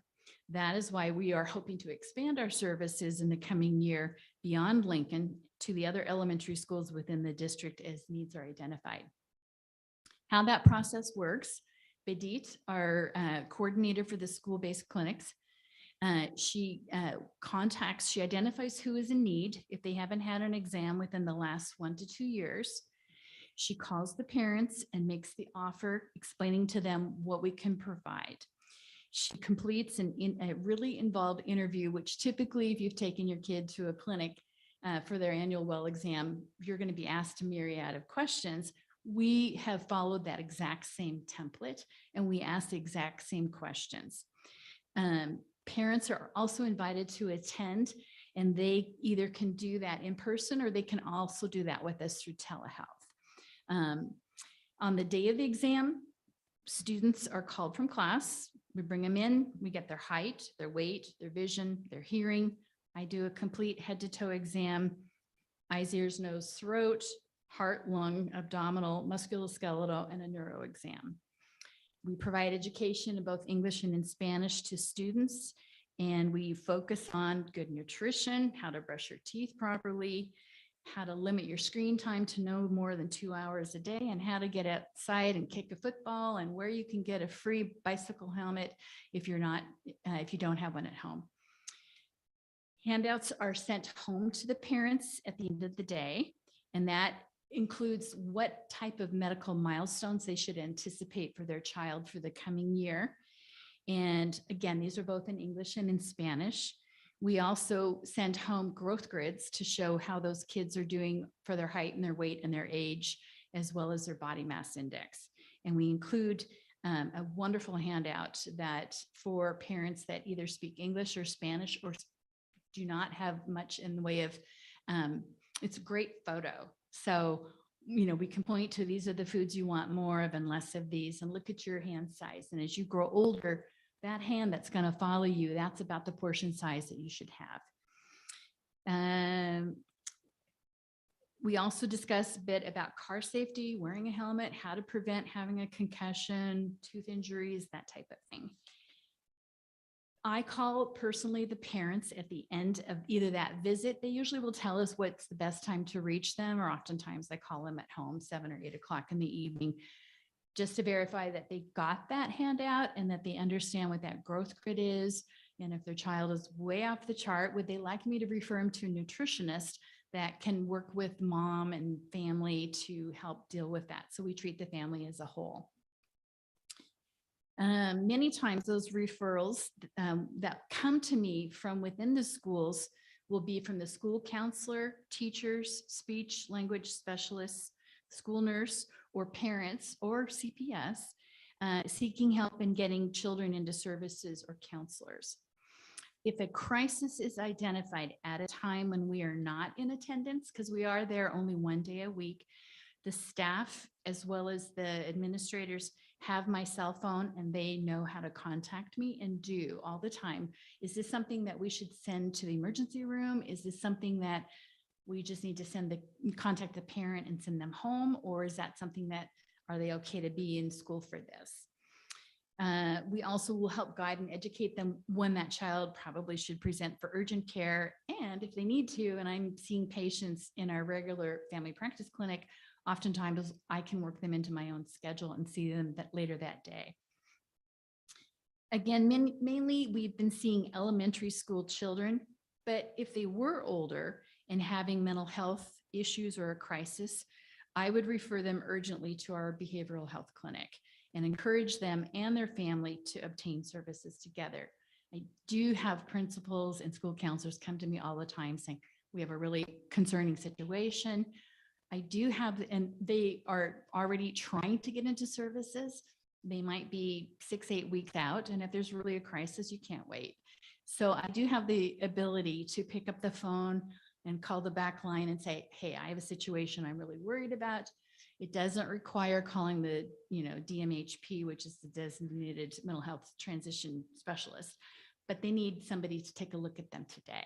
So that is something that we are extremely stretched within our clinic, as well as all clinics in the area, as far as the lack of services for mental health. So I think anything that SROs or anybody else can do to help on a state level provide that, I think it's well within the benefit of the school district.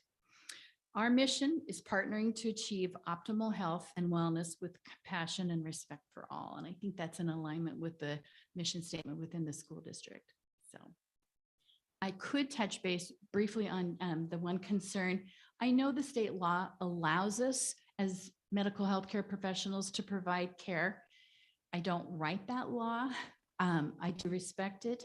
I can give you assurance. I have never prescribed any ADHD meds, I wouldn't prescribe an antipsychotic I don't even do it for adults. But I know that I am allowed within my licensure, but I have never done that within any of the school district clinics. But I do really work at focusing on trying to get the kids and their parents together and get them the resources that they need. And that's probably the benefit of my 35 years of experience of knowing who is where and who can I call, behind the scenes to help get those urgent needs taken care of. So any other questions? Thank you for that assurance, Andrea. I really do appreciate that. So addressing the concern that was brought up earlier, a student, I know from my own health, okay, we'll go to section 7 in the Exhibit A medical services that talks about prescribed psychotropic medications through the school-based medical and mental health providers are required to monitor and support students who have a prescription for these medications. So If the students are prescribed these medications, then it's required that the medical and the mental health professional are monitoring those students for any side effects or whatever. But I know from my own experience in healthcare that even as an adult, that it is extremely difficult to absorb the medical messages that are being given to me from my practitioner, and that I have an advocate outside the medical community that I often discuss and confer with. I'm concerned, and this has got nothing to do with CVCH really, but I'm glad to say that you have not prescribed, has more to do with the law. I'm concerned about a student 13, 14, 15 years old making, serious healthcare decisions on their own without the assurances that that monitoring is truly occurring and that the student doesn't have an independent advocate to advise them and walk through the options and the potential side effects. I can assure you, for the most part, from my experience working in the Valley, that those kids, whether they are in foster care or are from homes that are struggling, that we really work at getting them a healthcare provider. Usually it's pediatricians that we really push them in that direction, who really are the experts to prescribe those medications, or psychiatrists can also prescribe those. I know a few of another practice partner was here.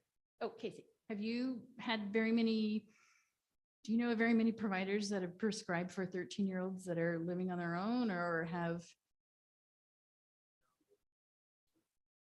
This is Casey Wyatt, and he actually is my supervisor. So I'm like, I want to make sure I'm saying this correctly, but in my experience, No, but I think it would be pretty rare for a Yeah. family practice practitioner to write a psychotropic medication Yeah. for anybody under 18 usually.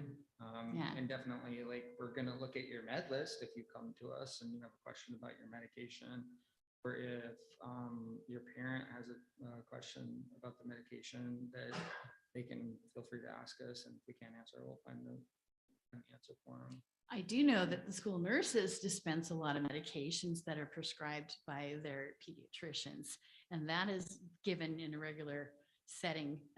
We have no involvement with that, but just so you know that those medicines are being routed through the school district, and kids come down to the office usually at lunchtime to get their medication. But I bet if you look on all of those prescription bottles, you're going to see their name is attached, probably to a pediatrician, more likely than not. Thank you. And it is true. The warnings on it, the first thing you see is always suicidality for anybody. So, yeah. So I don't know if is the presentation over for purposes of comment on the contract, or because I have similar concerns that Laura raised and was wondering if it wouldn't warrant some type of modification to this contract, or if we're getting into. I think if you have clinical questions, now's a good time to ask them. If you want to have an issue of modifying the contract, we should do that after a motion. Okay. No more questions for me? I have a Or- question. oh, okay, sorry. Who is coming to help you? You have, I mean, when I look at all of the schools that you're going to be working at. I'm there one day a week. I'm at Wenatchee Valley College 2 days a week, and I have my own practice of 800 patients. It was 1,400, but thankfully when I got to go to the schools, I got to cut that down to 400, and now we're up to 800. So Again, I ask, who is coming to help you? Yeah. And what determined as you, in our contract, we've added on, initially we're at Lincoln, and boy, they've got great facilities there for you. I saw you have your own office, and the things they have there are amazing. And again, it started out in conjunction with WVC and West Side. And now we're adding Mission View, John Newberry, Orchard Middle School, Wenatchee High School. How did you determine in each of those in our contract, in each of those services, what you would provide in those schools. For instance, West Side, you're doing medical services. Wenatchee High School, just behavioral services. Dental and behavioral at Orchard, medical at Mission View, and medical services at John Newberry, and all three at Lincoln Elementary. How did you determine how you were gonna? I'm going to defer that to Manuel Navarro, who is our CEO, because I have nothing to do with the contract. I just find out what day I'm scheduled and where I go. And again, who's helping you? You know, right. And so he was the one that has worked through all of the nuts and the bolts of the contract. Oh, fantastic. Yeah, thank you. Manuel Navarro from Columbia Valley Community Health. So as Corey mentioned, this is really just a grassroots kind of movement. And this information you're seeing before you is from 2020 from conversations we have been having with school districts. The reality is that CVCH has been working with the schools throughout the district since 2000. Every year we complete over 1,000 dental screenings, working directly with the school principals and nurses to come in and do dental screening. We've had behavioral health counselors basically have their own clinics in the schools since 2005.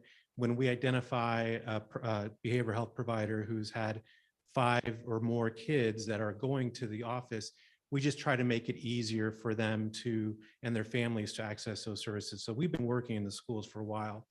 The contract here is an attempt to really start to formalize that relationship for legal purposes, but also just for transparency and clarity with the community, parents, and school board for sure. And so this is an organic. I think what you should focus on is the contract itself.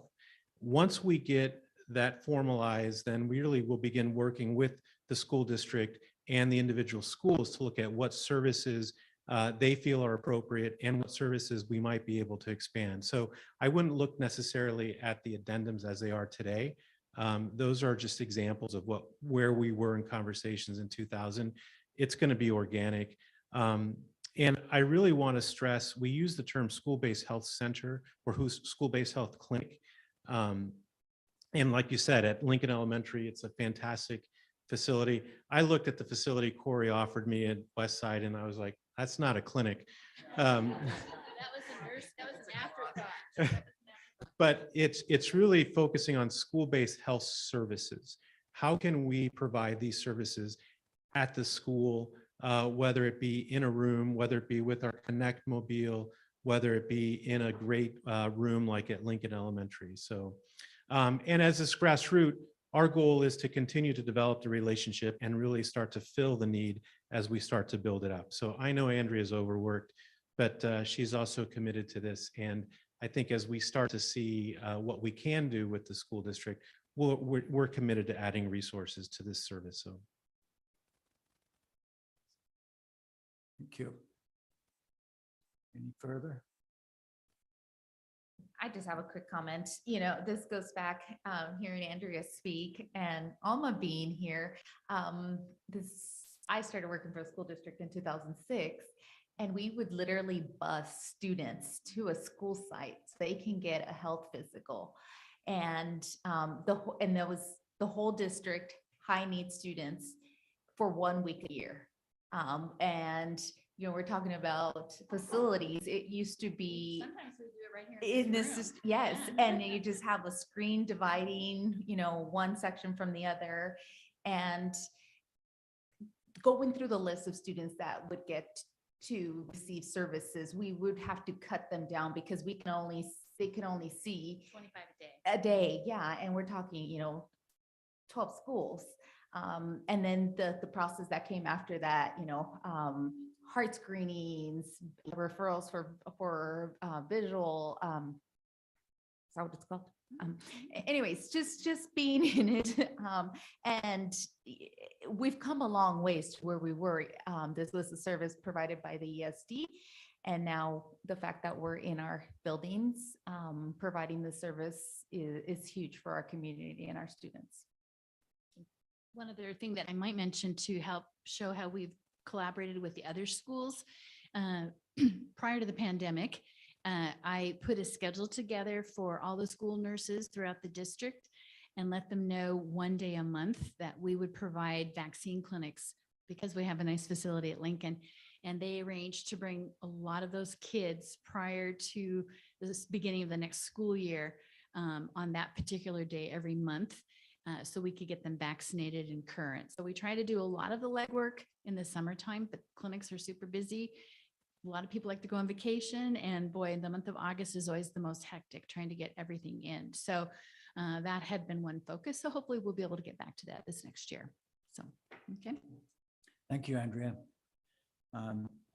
At this point, I'm going to ask if we have a motion to approve the. Oh, just a moment. You got more comments? I got more. thought you'd I got finished. a lot more. Nope, I got more on this. This is really, really important to me. And Emma speaks to a lot of what you were saying. When this contract first came to us, there was nothing in there that spoke to this age issue. Again, there's nothing we can do about that. It's state law. If you're 13, you can sign away your rights or sign away your parents' ability to know what's going on in your healthcare. I have some really personal experience with this. This exact time last year, a family member of mine, her child was in absolute crisis to the point of death. And without her really understanding or knowing, this 13-year-old had signed away her mother's ability to know anything that was going on. So this mother, my family member, is with me trying to get help for her child, who is a child that relies on her mother completely and would want her to know every detail. But somewhere along the way, she was, offered this, do you want your mom to know about, and signed that. So it's very personal to me. And so when this contract came, again, can't change the law that Washington State has passed, but this 13-year-olds are not adults. They can't vote. They can't drive. They can't legally have a job. They can't. I was looking up some other things that can't open a bank account. They can't even get a tattoo. But yet we're in their infinite wisdom, letting them decide whether they have the people that love them the most involved in the most critical aspect of their life, their mental or their physical health. And that is why I pulled the contract last board meeting, because I thought it was so important that we have something in here that addresses the parents. And you may think that a 13-year-old is old enough to make these decisions and it's their right to sign this, and that's fine. But then let's look at it from a liability aspect as a school district. If we are the facilitator of this contract with CVCH as a school district, and we are bringing school-based health centers, clinics, care into our school, which as a nurse that went in and did vision and hearing and lice checks with kids and all of that stuff in the schools, I'm all for that. But I just think here in Washington State, we have got to just put front and center parents. You've got to recognize that your 13-year-old can get these services without you knowing. And so, Corey, thank you so much for this paper. I think we can maybe even send it out a couple times or maybe work on it a little bit, but that I think is just so critical because, and particularly in our Hispanic communities, yes, we want those services available. Yes, we want services available for any child in need because they can't learn if they're not healthy, but parents have got to be made aware of what we're offering, what's available, and what potentially their child can receive in terms of healthcare. And again, I stress that if you putting ourselves as the facilitators, parents aren't going to go to Governor Inslee and say, I'm suing you because my child did this because you made this law. They're going to come to us as the facilitator of this contract. So that was the reason that I pulled it last board meeting, and the reason that I think that this is so important. I am for the CVCH coming into our schools and helping, but most importantly, I am for parents being told again and again and being made aware of the potential care of their most precious person in their lives and their children. So thank you for the presentation. Thank you again, Corey, for working on this. And that's all. I think we also need to remember that not all of our children have that parent advocate or that guardian that that can speak for them. We do have a fairly large homeless population in our district, so we need to also keep those students that are marginalized in that respect in mind when we look at these contracts. This doesn't take anything away from them at all. And hopefully they would get an advocate, as you spoke about, to help care for them. And that's something I recommended as a nurse forever. Take somebody with you when you're getting some kind of medical care information, because you will not absorb it. When it's about you, you tend to go, and you don't hear those things.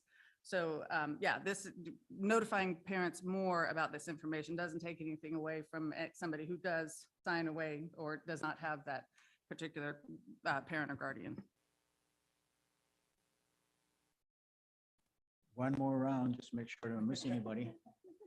I guess, do you want my comment now or during discussion? Well, go for it. All right.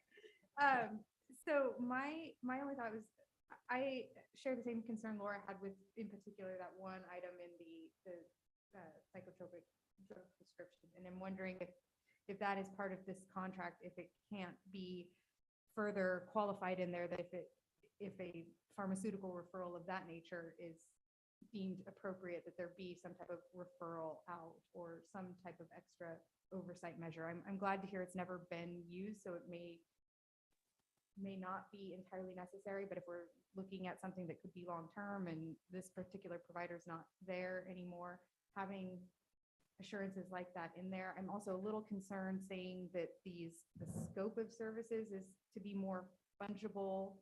Let's just get the agreement and then work on the scope of the services as we go, because I think it's the scope of services that is maybe causing some of the concern in some cases.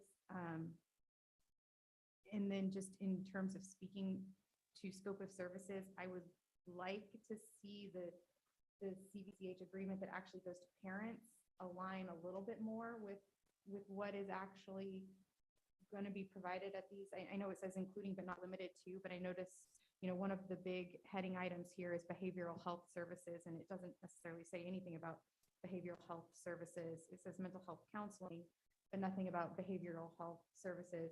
It also doesn't mention anything about pharmaceutical prescriptions. So to the extent that this is, I don't think our parents are going to read a 13-page contract with the scope of everything that could be provided. But if we want to give our parents some idea of what the service is that's offered as we develop this scope of service, maybe having a little bit more clarity in that document as well.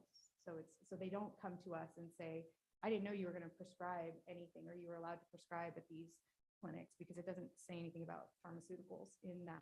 Like I said, I know it says including but not limited to, but you want to get close to at least all the big the big items in the list, I would think. So that's just more of an edit issue based on whatever we have approved in the master agreement, I would assume. I would agree that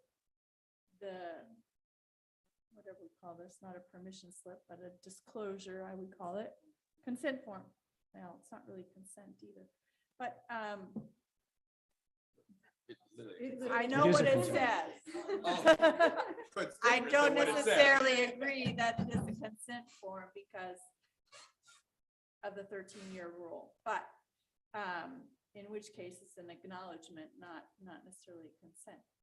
But I do agree that prescriptions ought to be mentioned in the list of things that may include but not limited to. Seems to make sense that would be added to that.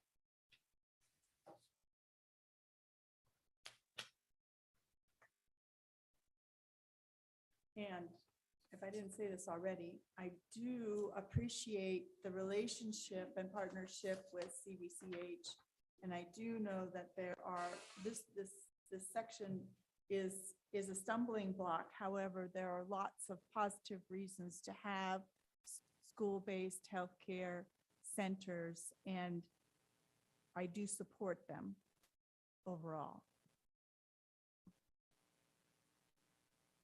Okay. At that point, do we have a motion to approve the contract, and then we can discuss that? So moved. Yep, I'll second that. Did I, Who said so moved? I did. Zora, okay, thank you. And second from Maria, yeah. Do we have any further discussion on the contract? I'll just echo that I would like to see subsection C of the appendix, a little more clarification or modification to the ability to prescribe the particular type of proposed medication. Okay. Any other? I will speak if nobody else does. Ready? This is an affiliation agreement between the school district and Columbia Valley Community Health. It is extreme and a great privilege to be able to have that kind of support and affiliation agreement. I think we spent a lot of time discussing the law. We've spent a lot of time discussing clinical and health factors. I think the comments that have been made both by the providers and other people of attempting to behave in a considerate way are relevant. And I heard an aside that we could, if we found it was reason to modify the wording on a consent document, that is not a locked in stone part of the contract, correct, Paul? Correct. Yeah. So from my point of view, I am very comfortable and very grateful if this relationship is permitted to continue. And at that point, I will call for a vote. Those in favor of this affiliation agreement contract with Columbia Valley Community Health, please say yes or aye. Aye. Aye. Do we have any nays? I didn't hear any. Okay. Thank you very much then. This contract is approved and I much appreciate the services of Columbia Valley Community Health. The next action item is the Comprehensive School Counseling Action Program, which I think comes straight out of the new policy. Thank you.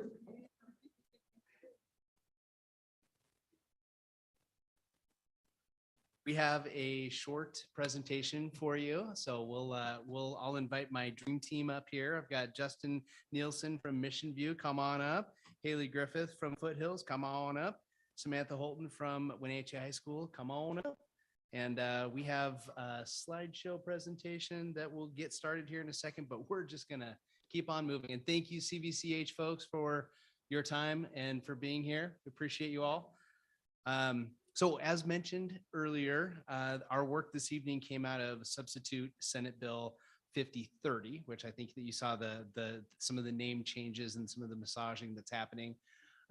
We do have the name change represented here, Comprehensive School Counseling Program Transition Plan. And so the next slide, please. As we have talked about, our counselors wear many hats and are often asked to do a variety of things in their building. And I think that it's really pertinent at this time that we talk about things that have already been discussed, and that is the state and nature of mental health in our valley, and I think in our community, in our nation, and probably in the world. It is, at an all-time high, and this work is so important that we have in front of us. And so we are excited. I have the privilege of overseeing the counselors this past year, and it has been a joy to work with them and a privilege to work with them as well. And I think that they're really ready to take on this work. And so the purpose here, counselors authentically engage with the entire school community, advocating and collaborating to remove systemic barriers to help all students feel safe, valued, and supported in their academic, career, and social emotional development. And that is the purpose of the work. And it closely aligns to our strategic plan and our promise and what we are all wanting to do. And so our counselors and the work that they're doing truly relates to the emotional health of our students and the overall well-being of our students and our school system. So the work is critical. Next slide, please. This is what I hope you have seen already in the plan. You've had a chance to review that. You see that the plan has been written to relate to the state and national standards in the 3 trained areas of SEL, academic development, and career readiness. We are going to be working on the second bullet. You'll see that component 4 has a lot of work that's left in component 4, and that is for us to work on next year. We'll be doing some goal setting. We'll be setting up some assessments, and we'll be doing some evaluations of the work that the counselors do. And then we'll come back next year about the same time, and we'll share that data with you. And so we're excited about that. We also, what you did see is explained how direct and indirect services will be delivered. And then we will establish that annual review. We'll just see you again next year, every year, moving forward in this work. So next slide. This is kind of what I was describing, the components of the actual plan. You were able to see the foundation. You're able to see program management. You're able to see deliverables, both direct and indirect. Component 4 is going to be in progress. That's what we're working on next year, building goals, establishing those assessments, and so on. And then you saw some of the administrative activities. So these 3 amazing individuals are here to talk about their part in the plan. And they have collaborated with their grade level counselors a lot over the past year. We are all in agreement that the plan moving forward is our plan. The entire Wenatchee School District counselors agree on the plan. And we're excited to dive into component 4. So next slide, please. We'll move on to elementary school with Justin Nielsen. Take it, buddy. Thank you. I'm Justin Nielsen. I'm the school counselor at Mission View Elementary, Mission View Proud. Thank you. So I just want to talk very briefly about how elementary school counselors are meeting students' needs in these domains. Our calendars, that's things that we do every year at about the same time. All the elementary counselors, we push into 5th grade classrooms, provide suicide prevention lessons. We teach students about anxiety and depression. We give them research-based coping strategies, and we give them plans for if they're worried about themselves or someone else. For direct services, we're working with students, so we provide individual counseling that's short-term. We work on things like problem solving so that students can learn to resolve conflict peacefully. We teach students about emotion management, and we also have been doing increasing amount of crisis counseling. For indirect services, we're working with others to help students. We have child study, student study teams at every elementary school, and school counselors are either the facilitator of those or a member of those, where we problem solve around students who are having trouble in academics or social or emotionally or behaviorally, and create a plan for them moving forward. For administrative activities, this is like the paperwork kind of things that we do, not the most fun, but important. It fits in with what things we were saying here earlier, because one thing I do is I help make those referrals to outside counseling agencies when students need more support than what we can offer at school. So I'll actually fill out as much of the paperwork as I can, and get that handoff going. I keep data on it. Last data I had that was reasonable, 2007 to 18. Less than half the students I referred actually got to see a counselor even one time, because there's just a lot that can happen between the time that I refer them and they're seen. So I'm really happy to hear about the school-based health centers. I'll allow my middle school friend. All right. I'm Haley Martin, formerly Haley Griffith. I got married over the summer. So some of the calendar items that are specific to middle school, I'm just going to give you the general flow of how the year goes. We start with transitioning our new students, both 6th graders and any new students to the school. And right away, we start transitioning our 8th graders to high school. And we start with exposure to career and technical opportunities in the Wenatchee High School and Tech Center opportunities, but also for careers that they could be potentially interested in.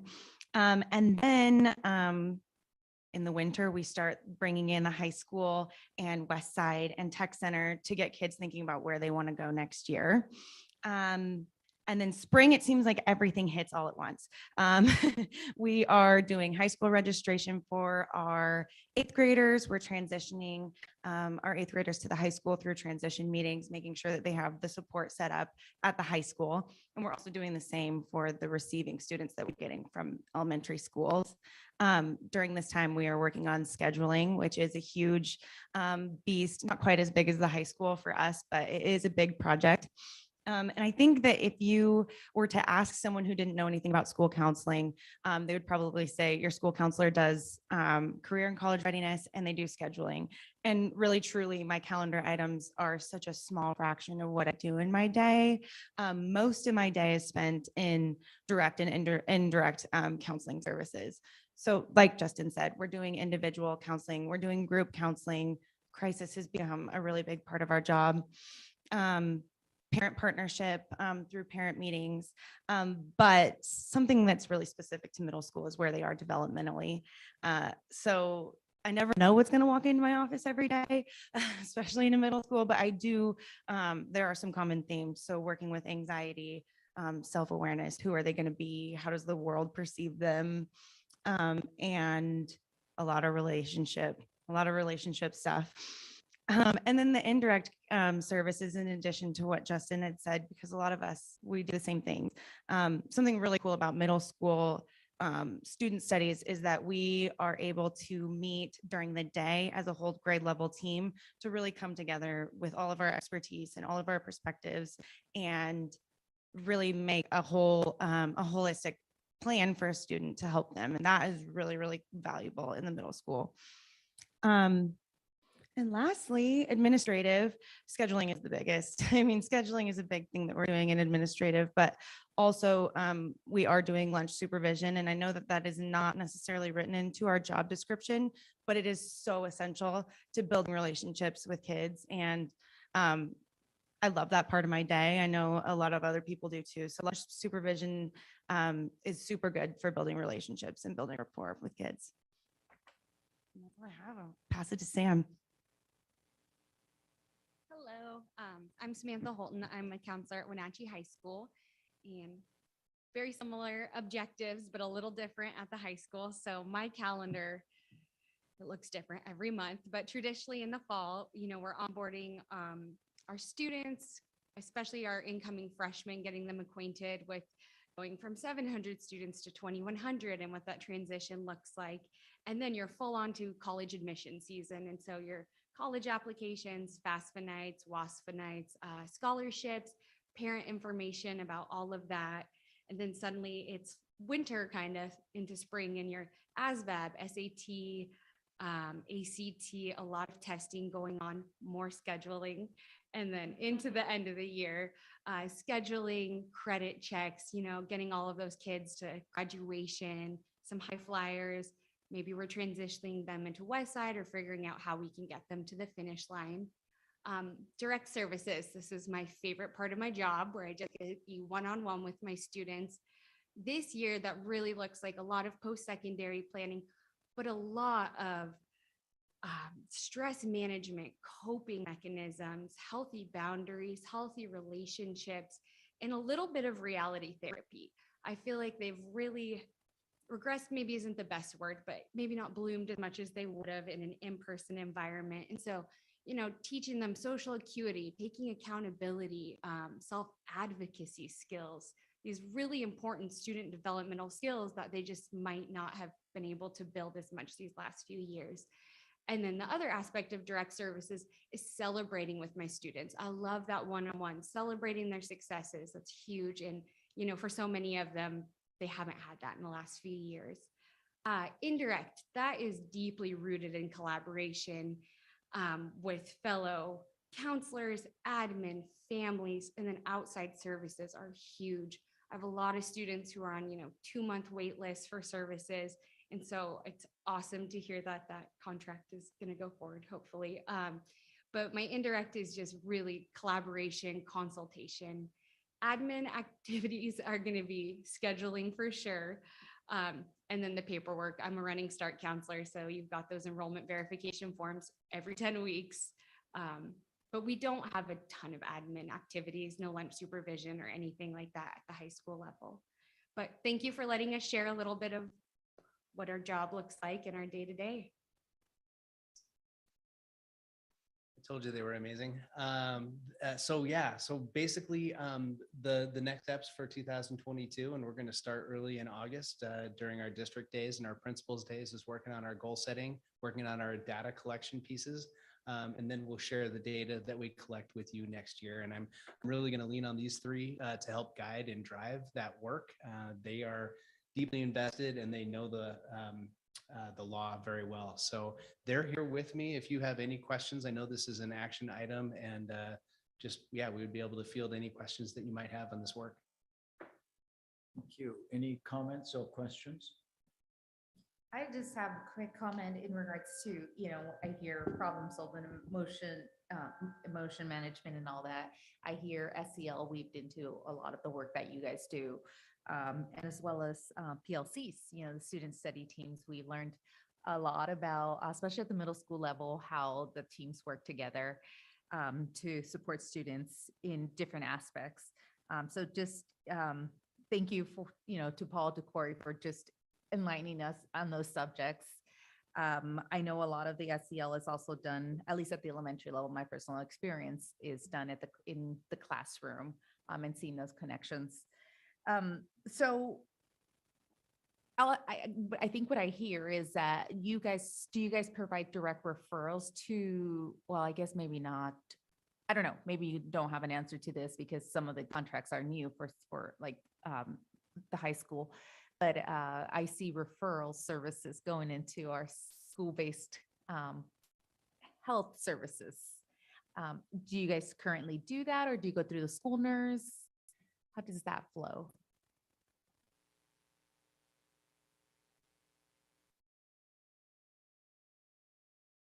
But we can refer to agencies on our own. Yeah.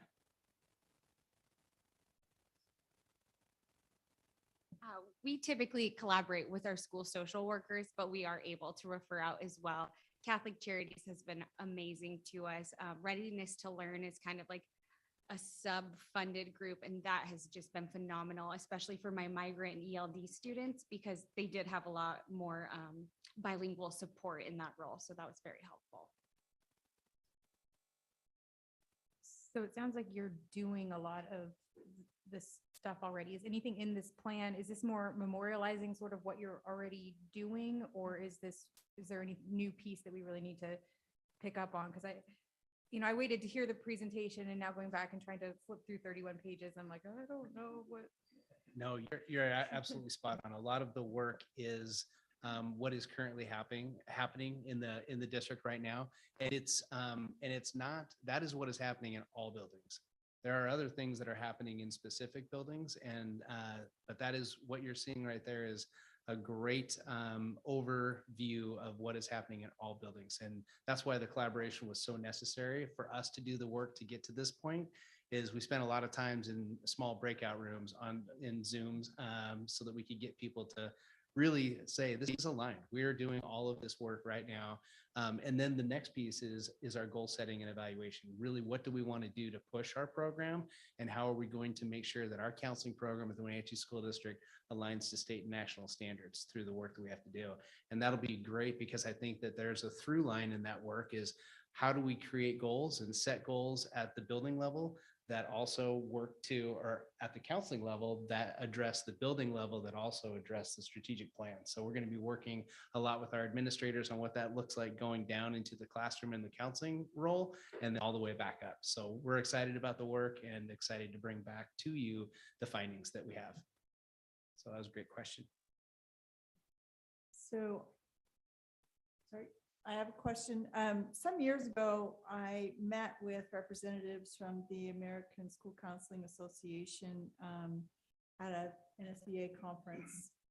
And at that time, they gave me their manual, which I skimmed and read some of, but I became aware of the recommended ratios of staff to students.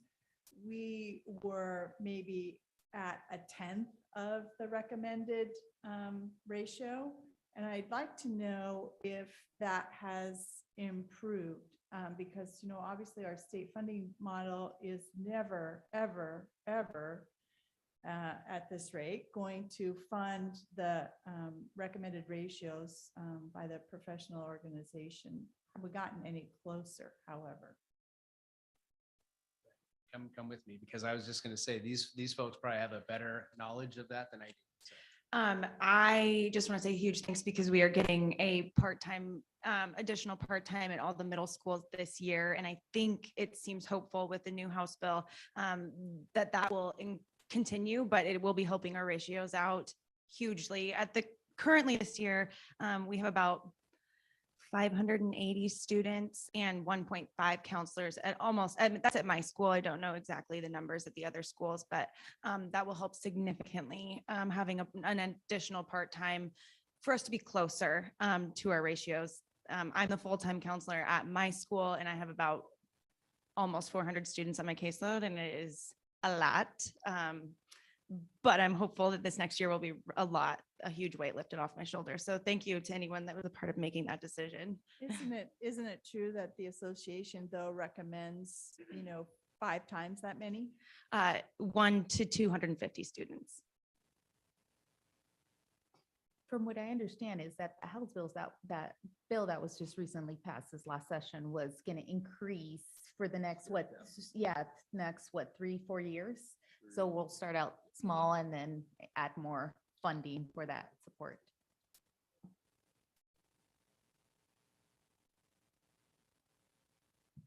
Nope. In that case, do we have a motion to adopt the comprehensive school counseling transition program? Is that right? Plan.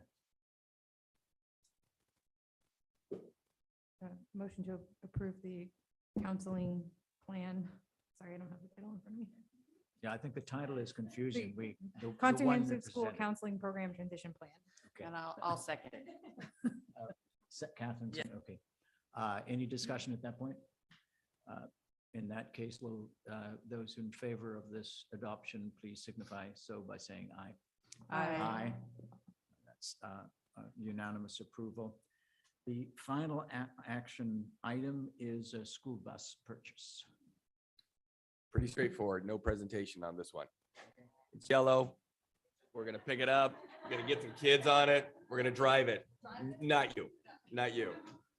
That's the presentation. Does it come with a Let's full go to tank of action, gas folks. or a? Okay. All right. I know. I'm waiting for a motion to approve the purchase. I move for approval of the purchase of the yellow school bus. Okay. I will second that motion. Okay. Any discussion? I know, make sure it's full before we pick it up.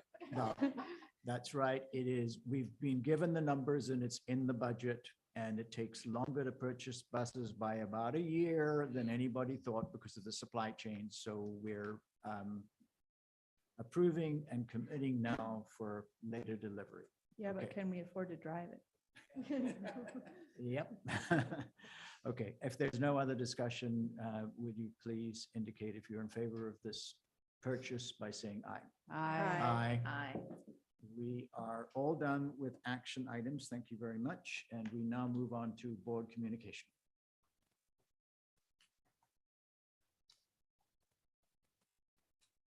Is anybody?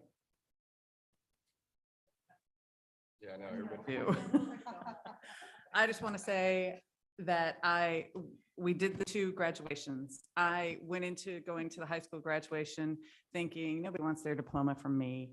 Their principal, their teacher, their counselor, and I felt a little silly going and doing it. But I have to tell you, it was one of the greatest honors of my life, getting to look these kids in the face as they stood 10 feet away.